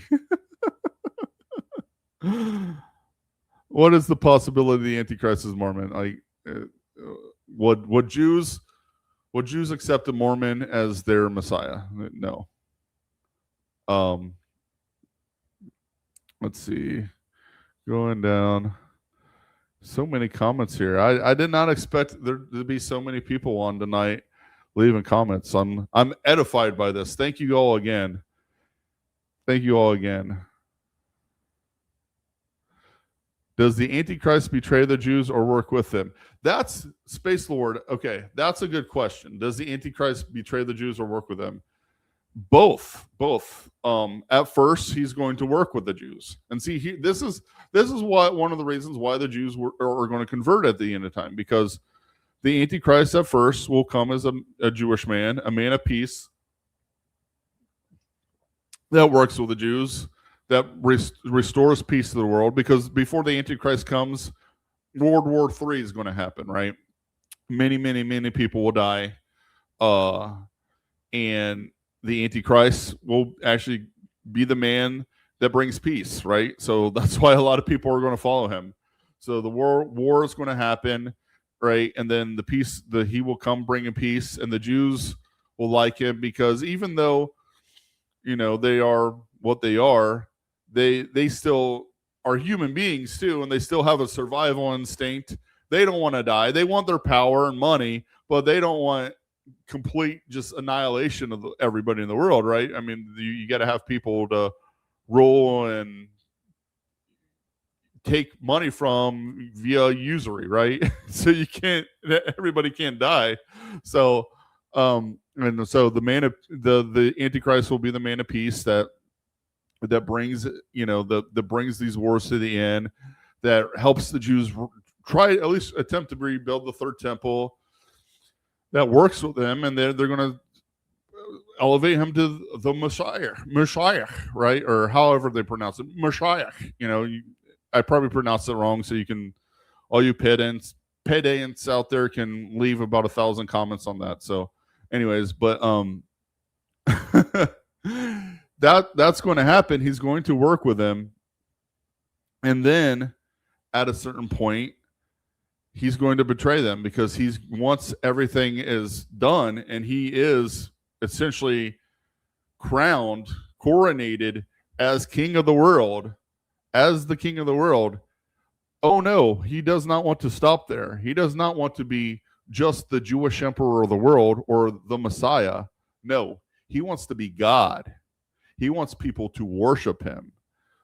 So there's the 7-year period, right? So the first 3.5 years will be great. He ends the war. He's the man of peace. The Jews hail him as the Messiah. And even I'm going to say, I think, there's a lot of Muslims that follow me for some reason. I think a lot of Muslims are going to think he's the Mahdi or Mahdi or how Madhi, or I don't know how you pronounce it. You just, all you pedants out there, leave 1,000 comments correcting that one too. But anyways, he's going to, I think he's going to like, and of course, all the evangelical Protestants are going to think he's Jesus reincarnated or something. I mean, because their theology is so bad, they'll believe he's just Jesus Christ reincarnated. So I think pretty much most people are going to think he is the savior of the world, and in one sense, he will be. Seem like that because he's the man of peace and brings everything together. So that's the first half of the 7 years, the first 3.5 years. But then once he's coronated, he's the man of peace. He's the king, emperor, Jewish emperor of the world that brought peace to everybody. He's going to make it clear once he rebuilds that temple that he's not happy with that. He wants to be worshipped as God.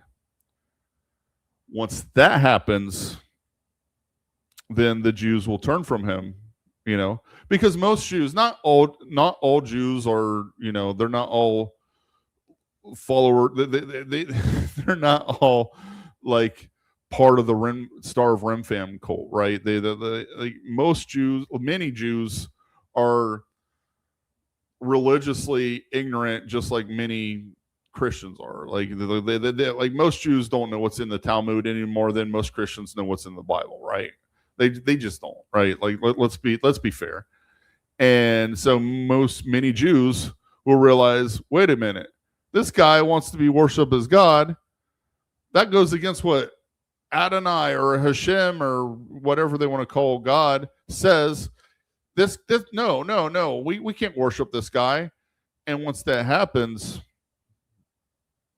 they're going to get persecuted too. Now Christians will be persecuted before everybody, right? Because the Noahide laws, those will get passed first, and then Christians will be the first ones to be persecuted because we believe that Jesus Christ is God, right? Which the Jews already believe is idolatrous, and so do the Muslims. Even though Muslims respect Jesus as the Messiah and as a prophet, they still reject his divinity, right?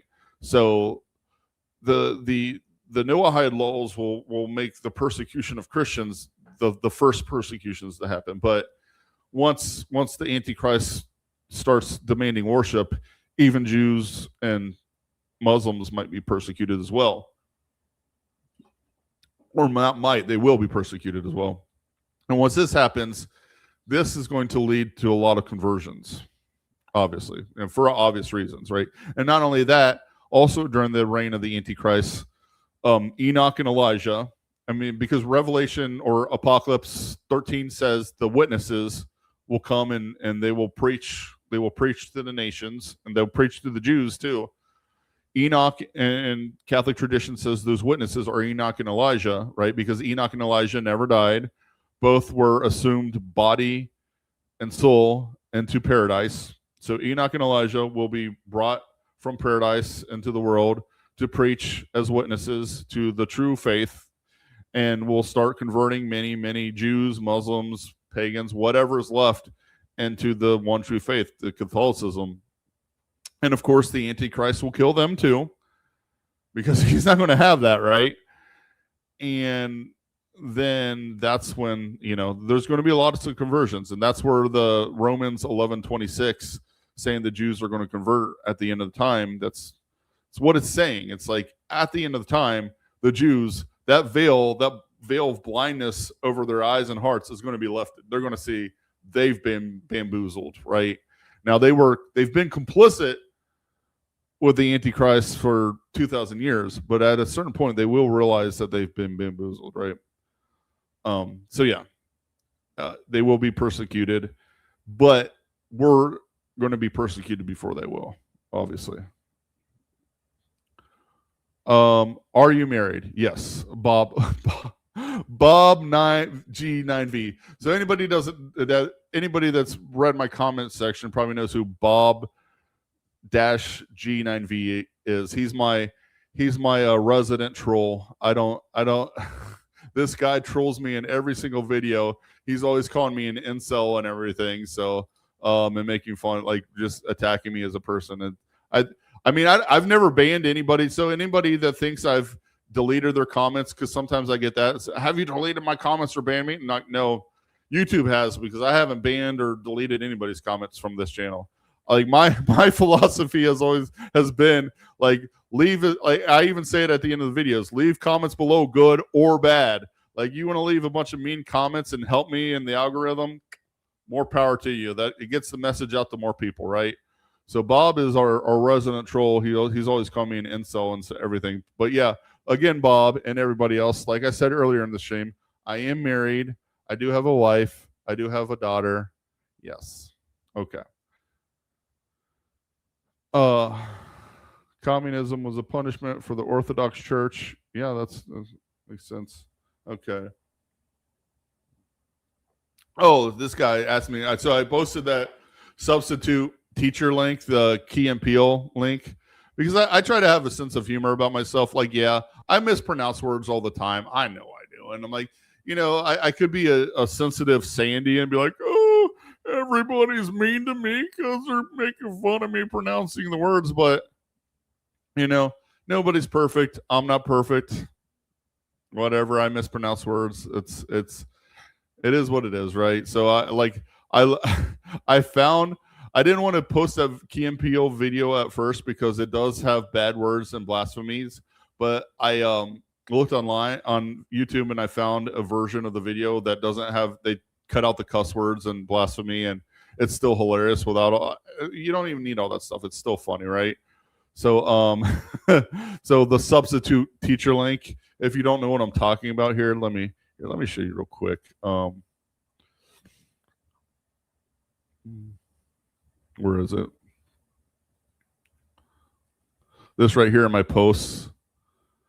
This right here, this Key and Peele. I said this is me. It's so funny. Watch it. It's so hilarious. It's basically he's a substitute teacher of the class, and he comes in and he just mispronounces everybody's name. Like he calls the one girl Jacqueline. He calls her Jaqueline. He calls this one guy Aaron Aaron. Blake is Blake. It's just hilarious. Off topic, but when you posted the substitute teacher link, did you mean you're the actor who played Blake? No, I'm obviously not the same guy, but yeah, I still think it's hilarious. Okay, red perestroika deception. Homie, you're going to have to, if you want to post comments here, can you change your name to something I can pronounce? Because as you should know by now, I can't pronounce anything that's not basic English. So, red perestroika deception says, what are your thoughts on Robert Sungenis's view that there will not be a future conversion of Jews before Christ's return? I know that you wrote a book about it versus James Maudsley, but I have not read it. I don't agree. I mean, I think Romans 11, 25, 26 it's pretty clear that there's going to be a conversion of Jews, and it's the common opinion of the church fathers that there's going to be a conversion of Jews. Now, I will say this to Dr. Robert Sungenis, to his favor. What I'm saying here is the common opinion. There is an alternative opinion on Romans 25, 26, 27 that says that when it says all Israel shall be saved, what St. Paul actually means is just all the Jews and Gentiles that are in the Catholic Church will be saved, right?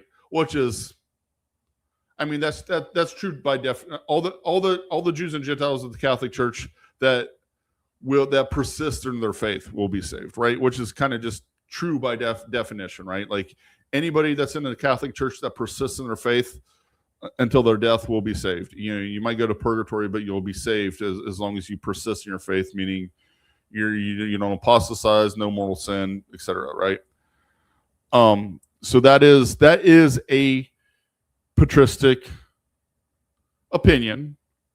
It is valid. So I know Dr. Sungenis, he believes that, and that is a fine, valid opinion. And I'm not gonna say anything bad against him or anything. It's his opinion. But the majority opinion of the Church Fathers is that there will actually be a mass conversion of Jews after the Antichrist comes. That is the majority opinion. That is the common opinion of the Church. Not a certain opinion. Nothing that nobody's bound to believe it. You can dissent like Dr. Sungenis here does and still be a Catholic in good standing. It's just kind of like the third temple thing I was talking about earlier, because I know recently Father Ripperger made that video, that stream that went viral, right, that he was on, and he said that he believes that the third temple will never be built, right, and the Antichrist will not rule from the third temple, but will rule from the Catholic Church itself. That, again, is a valid patristic opinion.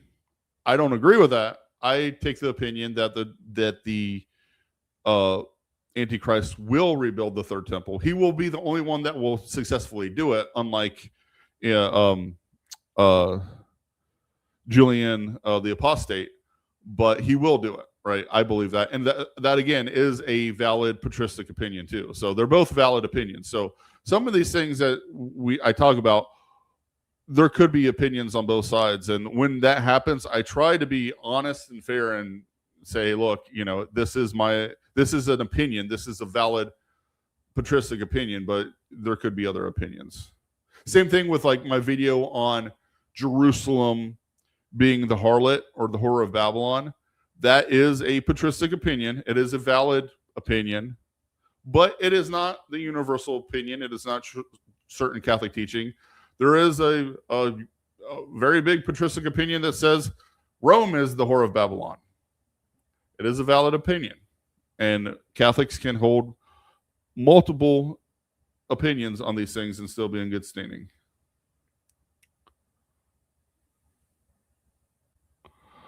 Marcionism solves the Jewish question. No. Jesus Christos says Marcionism solves the Jewish question. No. Marcionism is a heresy.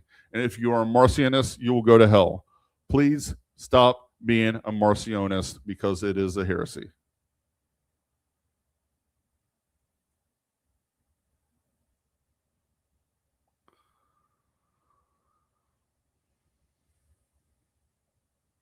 And I don't understand Marcionites anyways. It's like, if you really, like some of the videos I've been producing lately, I'm pulling all this stuff from like Hosea and Jeremiah and, even like Deuteronomy and Isaiah, and they're all saying the same thing that the New Testament says. They're all talking about how the Jews, they talk about supersessionism in the Old Testament, talking about how God will leave. God will put off the old covenant and replace it with a new covenant, or fulfill the old covenant and then move on to the new covenant, right?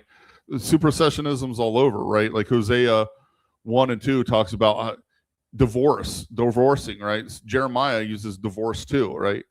Speaking of that, I wanted to bring this up. I mean, we're almost 2 hours in. There was this guy in my comment section a couple days, or yesterday or something.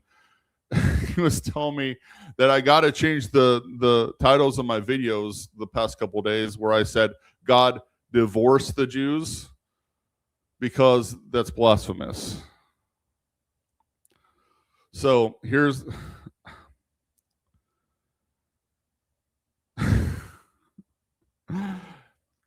there's different ways of talking about things.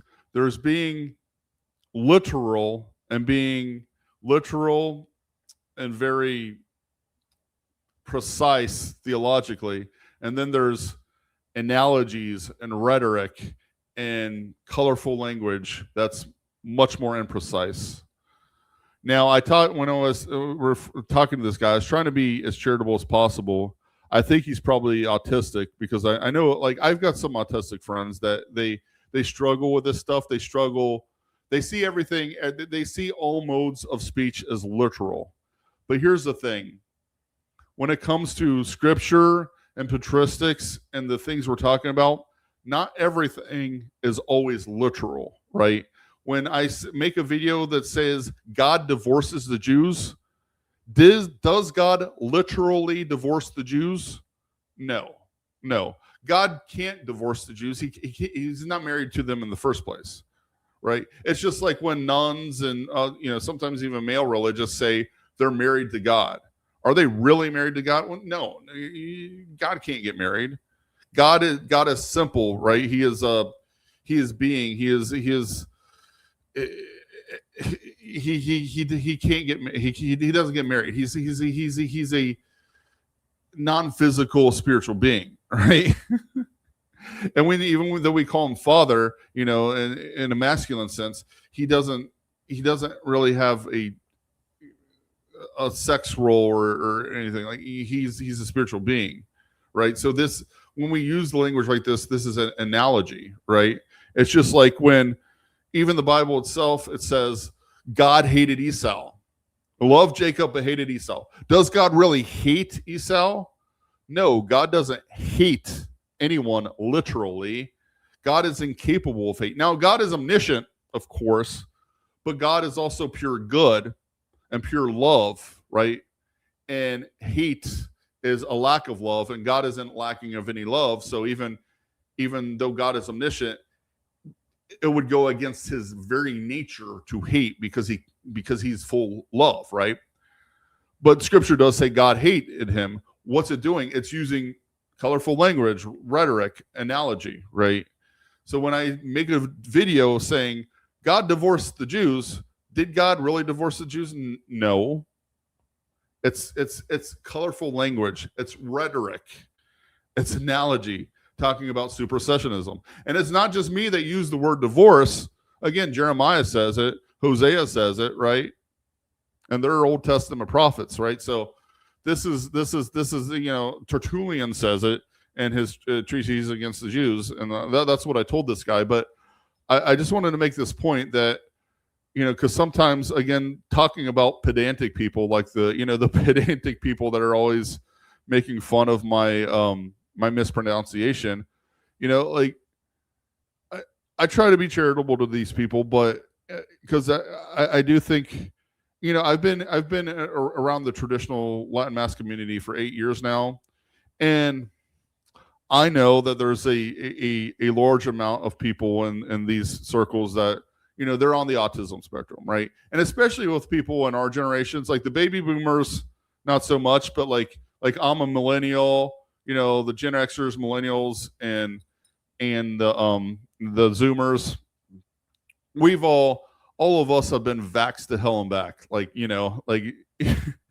that's why there's such an autism epidemic now. It's like people look at like, how did autism all of a sudden become such an epidemic? It's like, well, we've all been vaxxed to hell and back for the past, 40 years or so. That's why, right? But so I try to be charitable with these people, but just because I'm using colorful language to describe something like God divorcing the Jews does not mean from a precise theological sense that I'm saying that God divorced the Jews. Of course he didn't divorce the Jews. God's incapable of divorcing the Jews. I even said it earlier in this stream tonight. God didn't reject the Jews. It says so in Romans 11, 1-2. The Jews rejected God. But God is omniscient, so he knew the Jews would reject him, which is why he had his prophets like Hosea and Jeremiah say that one day there will be a new covenant and you will reject and you will not be a part of that covenant. You will not be my people anymore. Why? Because he foreknew the Jews would reject him because he's omniscient, right? So the colorful language of divorce is used, but it's not meant to be taken literally. So people, please, when I say this, I love you that take everything literally.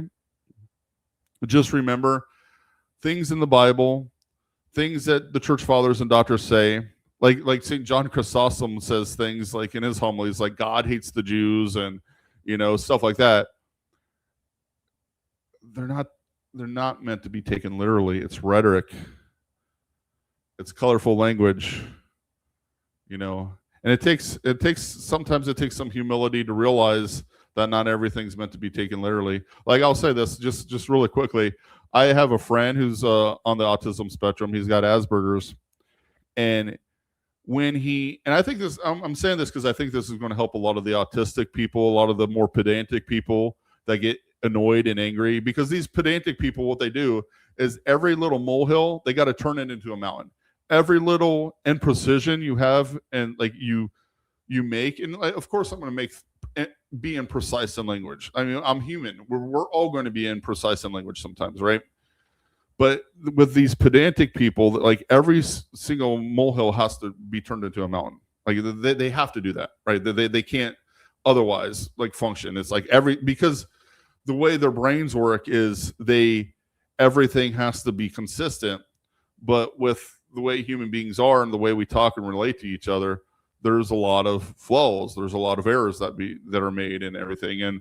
And sometimes in certain modes of language, certain modes of communicating are not meant to be precise. Like jokes, they're not always meant to be precise or literal. They're meant to be not literal. That's why you laugh at them and you think they're funny, right? And same thing with rhetoric and analogous language, figurative speech. It's not meant to be always literal, right? And so my friend, going back to my friend with Asperger's, he didn't understand this because he's on the autism spectrum. So he was, oh boy, one point he struggled to make friends and have relationships with people because everything people said, he always took everything they said literally. But one day he went to a therapist that diagnosed him with Asperger's, high functioning autism. And he said what I'm about to tell you. He said, look, Matt, and this is my friend Matt, not everything people say is meant to be taken literally.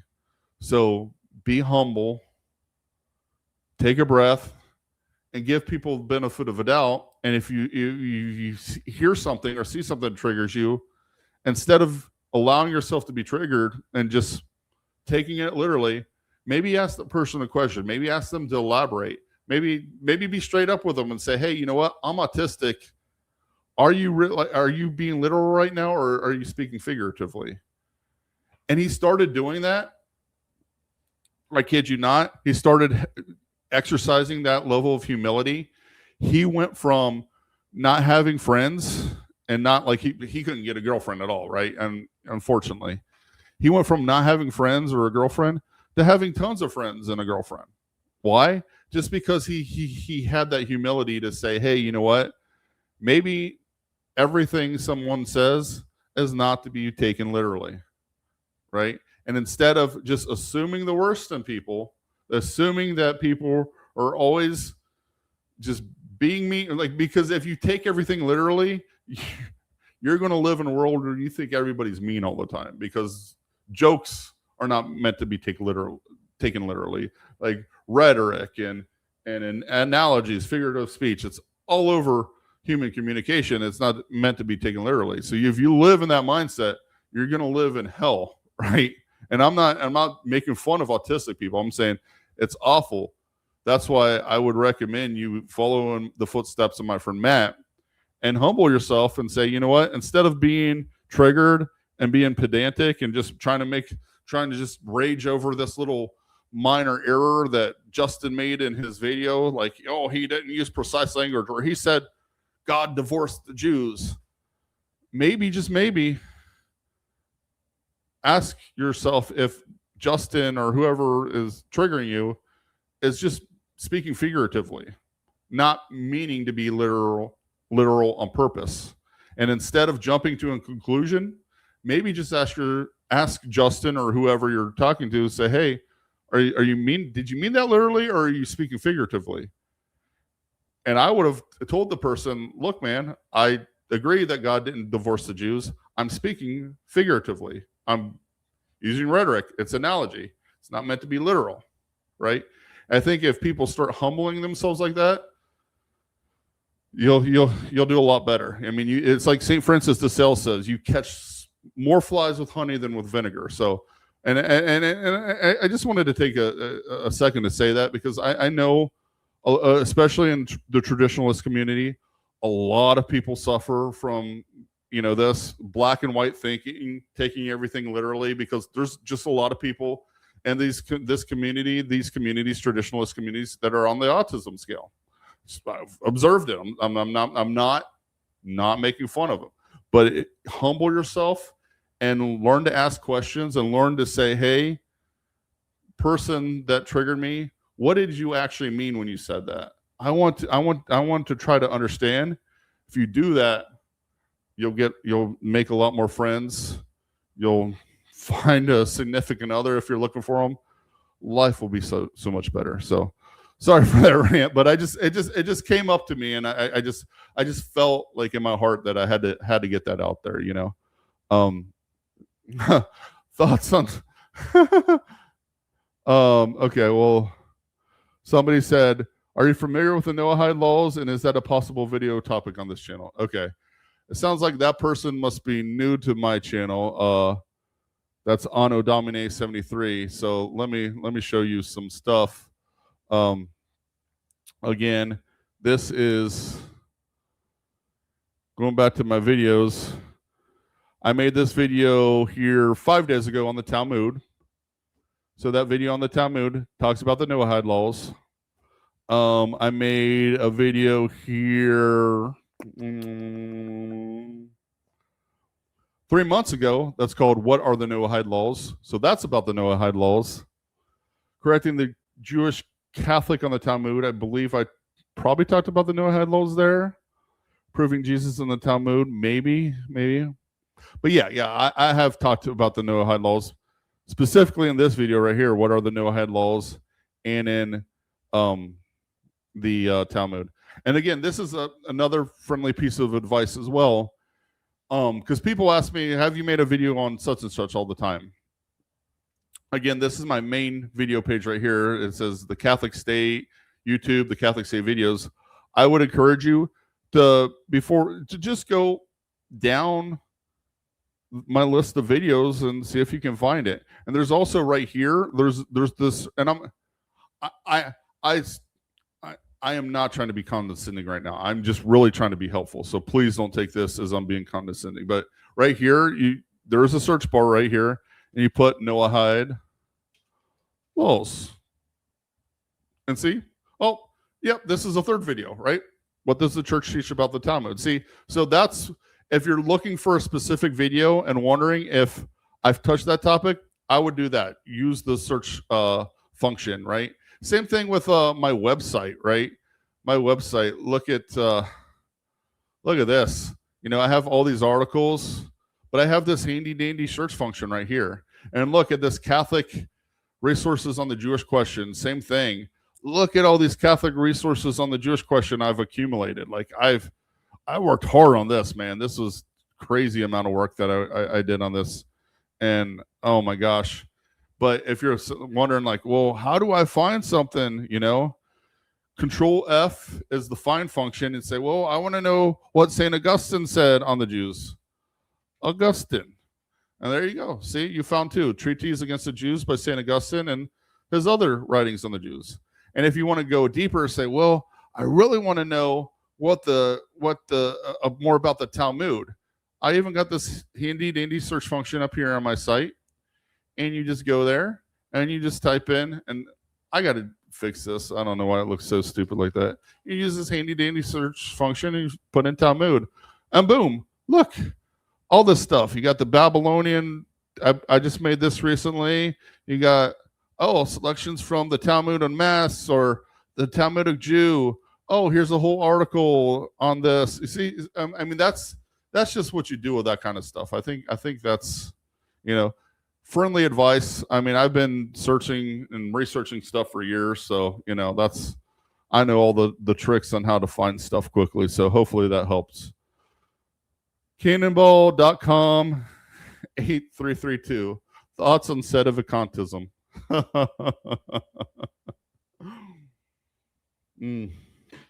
I am not a sedevacantist, like I said. I know sedevacantists watch my channel. I love you guys. No hate for me. I don't agree. I will say this. I think it is a waste of time having technical theological discussions on this issue, because I've had my share of technical theological discussions with friends that are sedevacantists, more privately, going back and forth on how do you know, like, the Pope is the Pope? Can the Pope be a heretic? If the Pope is a heretic, how do you know he's a heretic? How does it, is it, what level of error does he have to promulgate to be a heretic? And is the heretic, is it personal heresy, or is it, I think everybody agrees that if he tries to bind heresy on people, then that's bad. But even if that happens, like, well, what happens? How does he not become Pope anymore? And then the sedevacantists, and they have their understanding of things, like he de facto, manifests heresy, de facto stops becoming Pope. But if you read the church fathers and doctors and magisterium, it's not that black and white, like, or St. Robert Bellarmine, a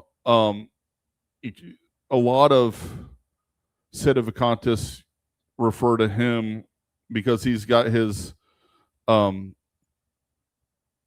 well, a lot of them use his stuff. Like, one of the opinions he gives is that if a pope is a heretic, then he de facto is no longer the pope and should not be acknowledged as a pope. But then he also says if that happens, there should be a council that opposes him. And he also says that, and he says this when he gives 6 different opinions on the matter, right?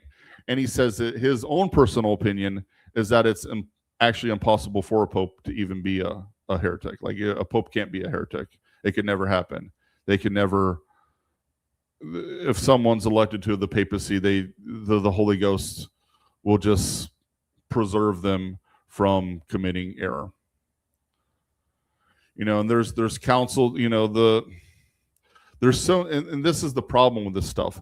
There's so much point and counterpoint, right? Like, I brought up recently in the video I did with Alex Poe, where, like, their Pope John the 22nd, he preached in his homilies that there would be no beatific vision, right? And that's heresy. But someone like me will say, well, sermons, they're magisterium, they're low-level magisterium, but they're magisterium. Whereas, like, I think a guy that I respect a lot, American Reform, came back and said, well, no, that was actually his private, that was him speaking as a private theologian, and not as the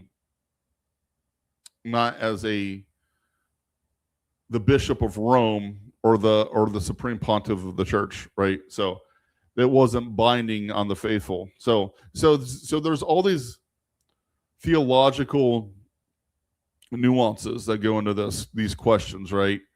And from my perspective,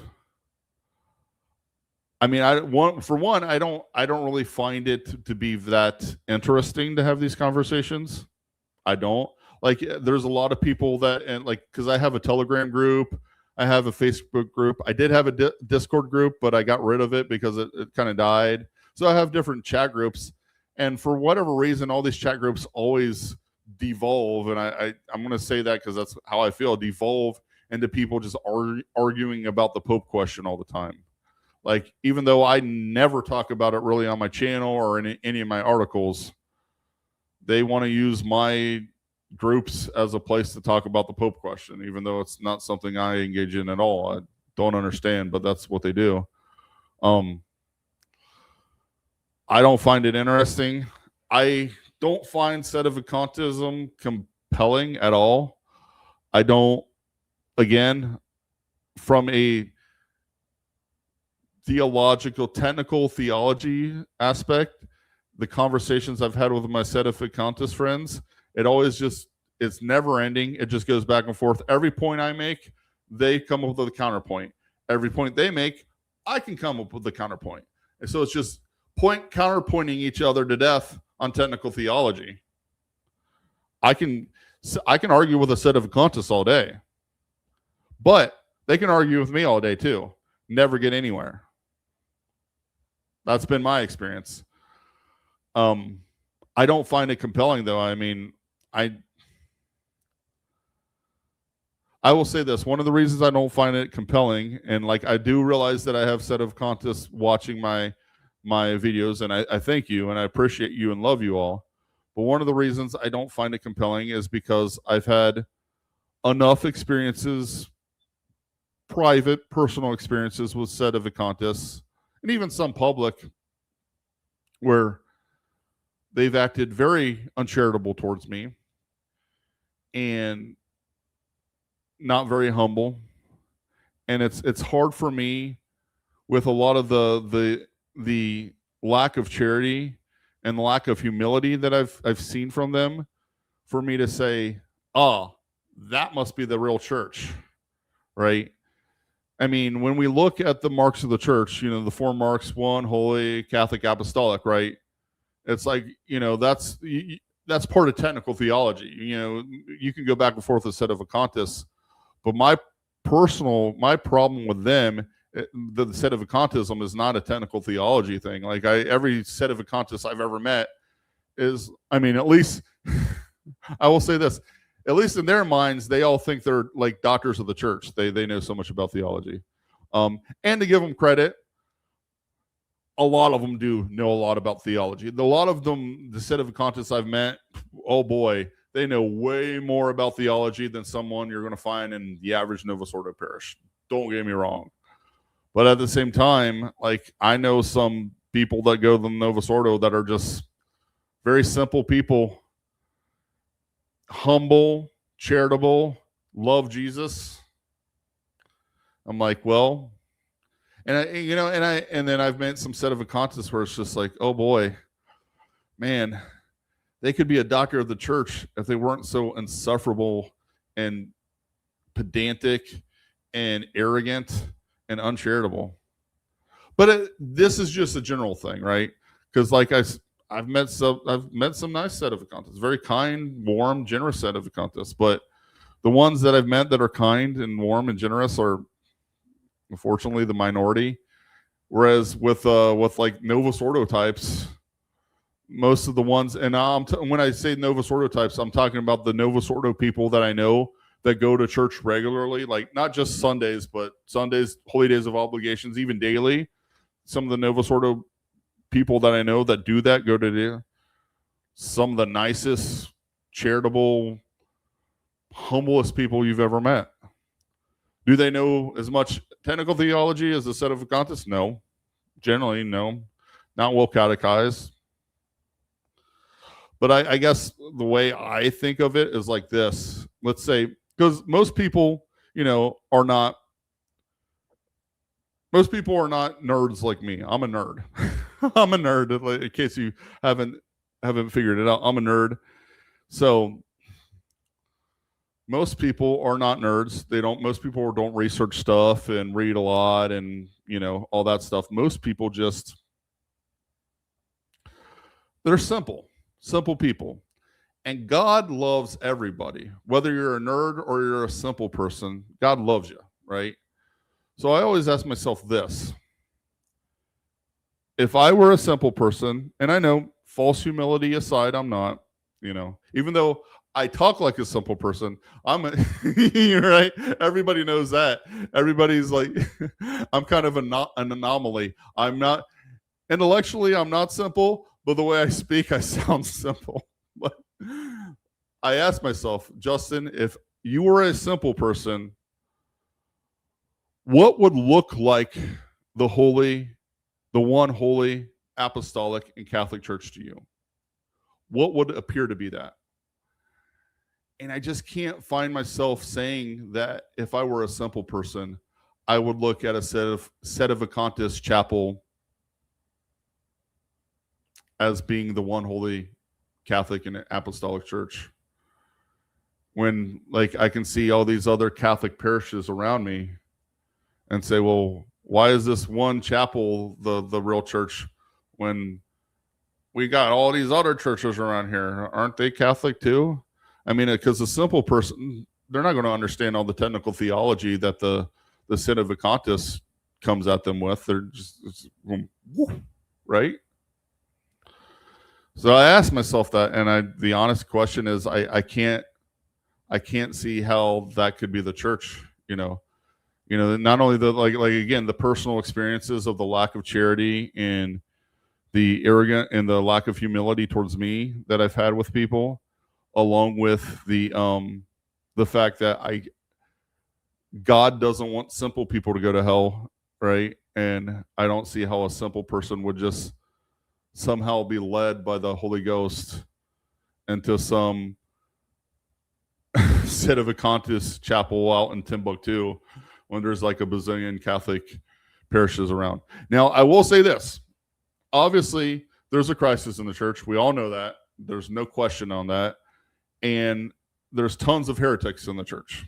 And there's tons of heretics even that were, even in the hierarchy.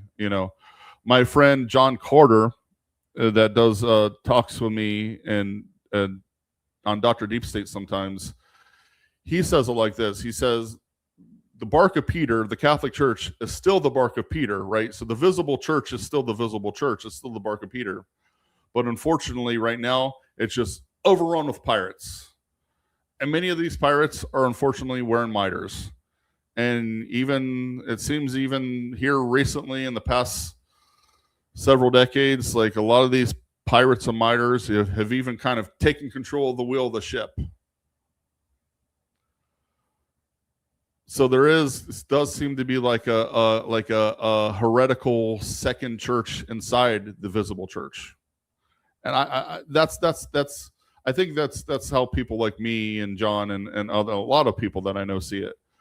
That being said, we still believe the visible bark of Peter is the visible bark of Peter because Jesus said the gates of hell will not prevail over it. And again, putting myself into the shoes of a simple person, if this wasn't the case, then this would mean simple people would be sent to hell simply because they just wouldn't be able to intellectually understand all the technical theology and all the stuff the Sedevacantists use to try to bring people into their specific sects, their specific chapels. That's my thoughts on the matter. Again, I know Sedevacantists watch this channel. I love you guys to death.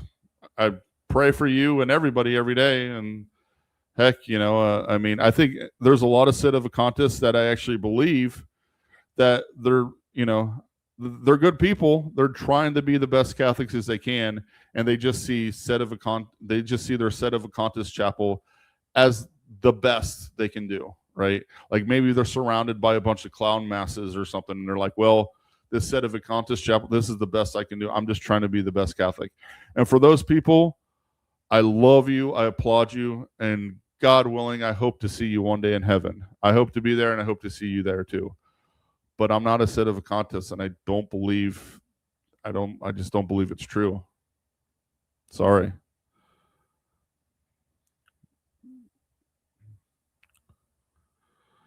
Oh man, it's 10:23. Okay, I think at this point I'm going to get off for the day. Sorry, I didn't I didn't answer all the questions. It's almost Oh, I've been on here for 2.5 hours. Oh my gosh. Sorry if I rambled too long. So yeah, just as usual, please hit the like button below. Please leave a comment, good or bad.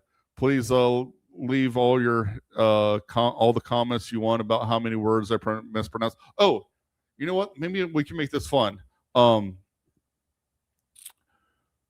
Whoever goes through my live stream and finds every single word that I mispronounce and can figure this sounds so stupid. Go through my live stream and find every single word I mispronounced and like put it in a list and comments with every single time stamp of every single word I mispronounce. Whoever has the most, I will I don't know, I'll give you a shout out or something the next time I do this.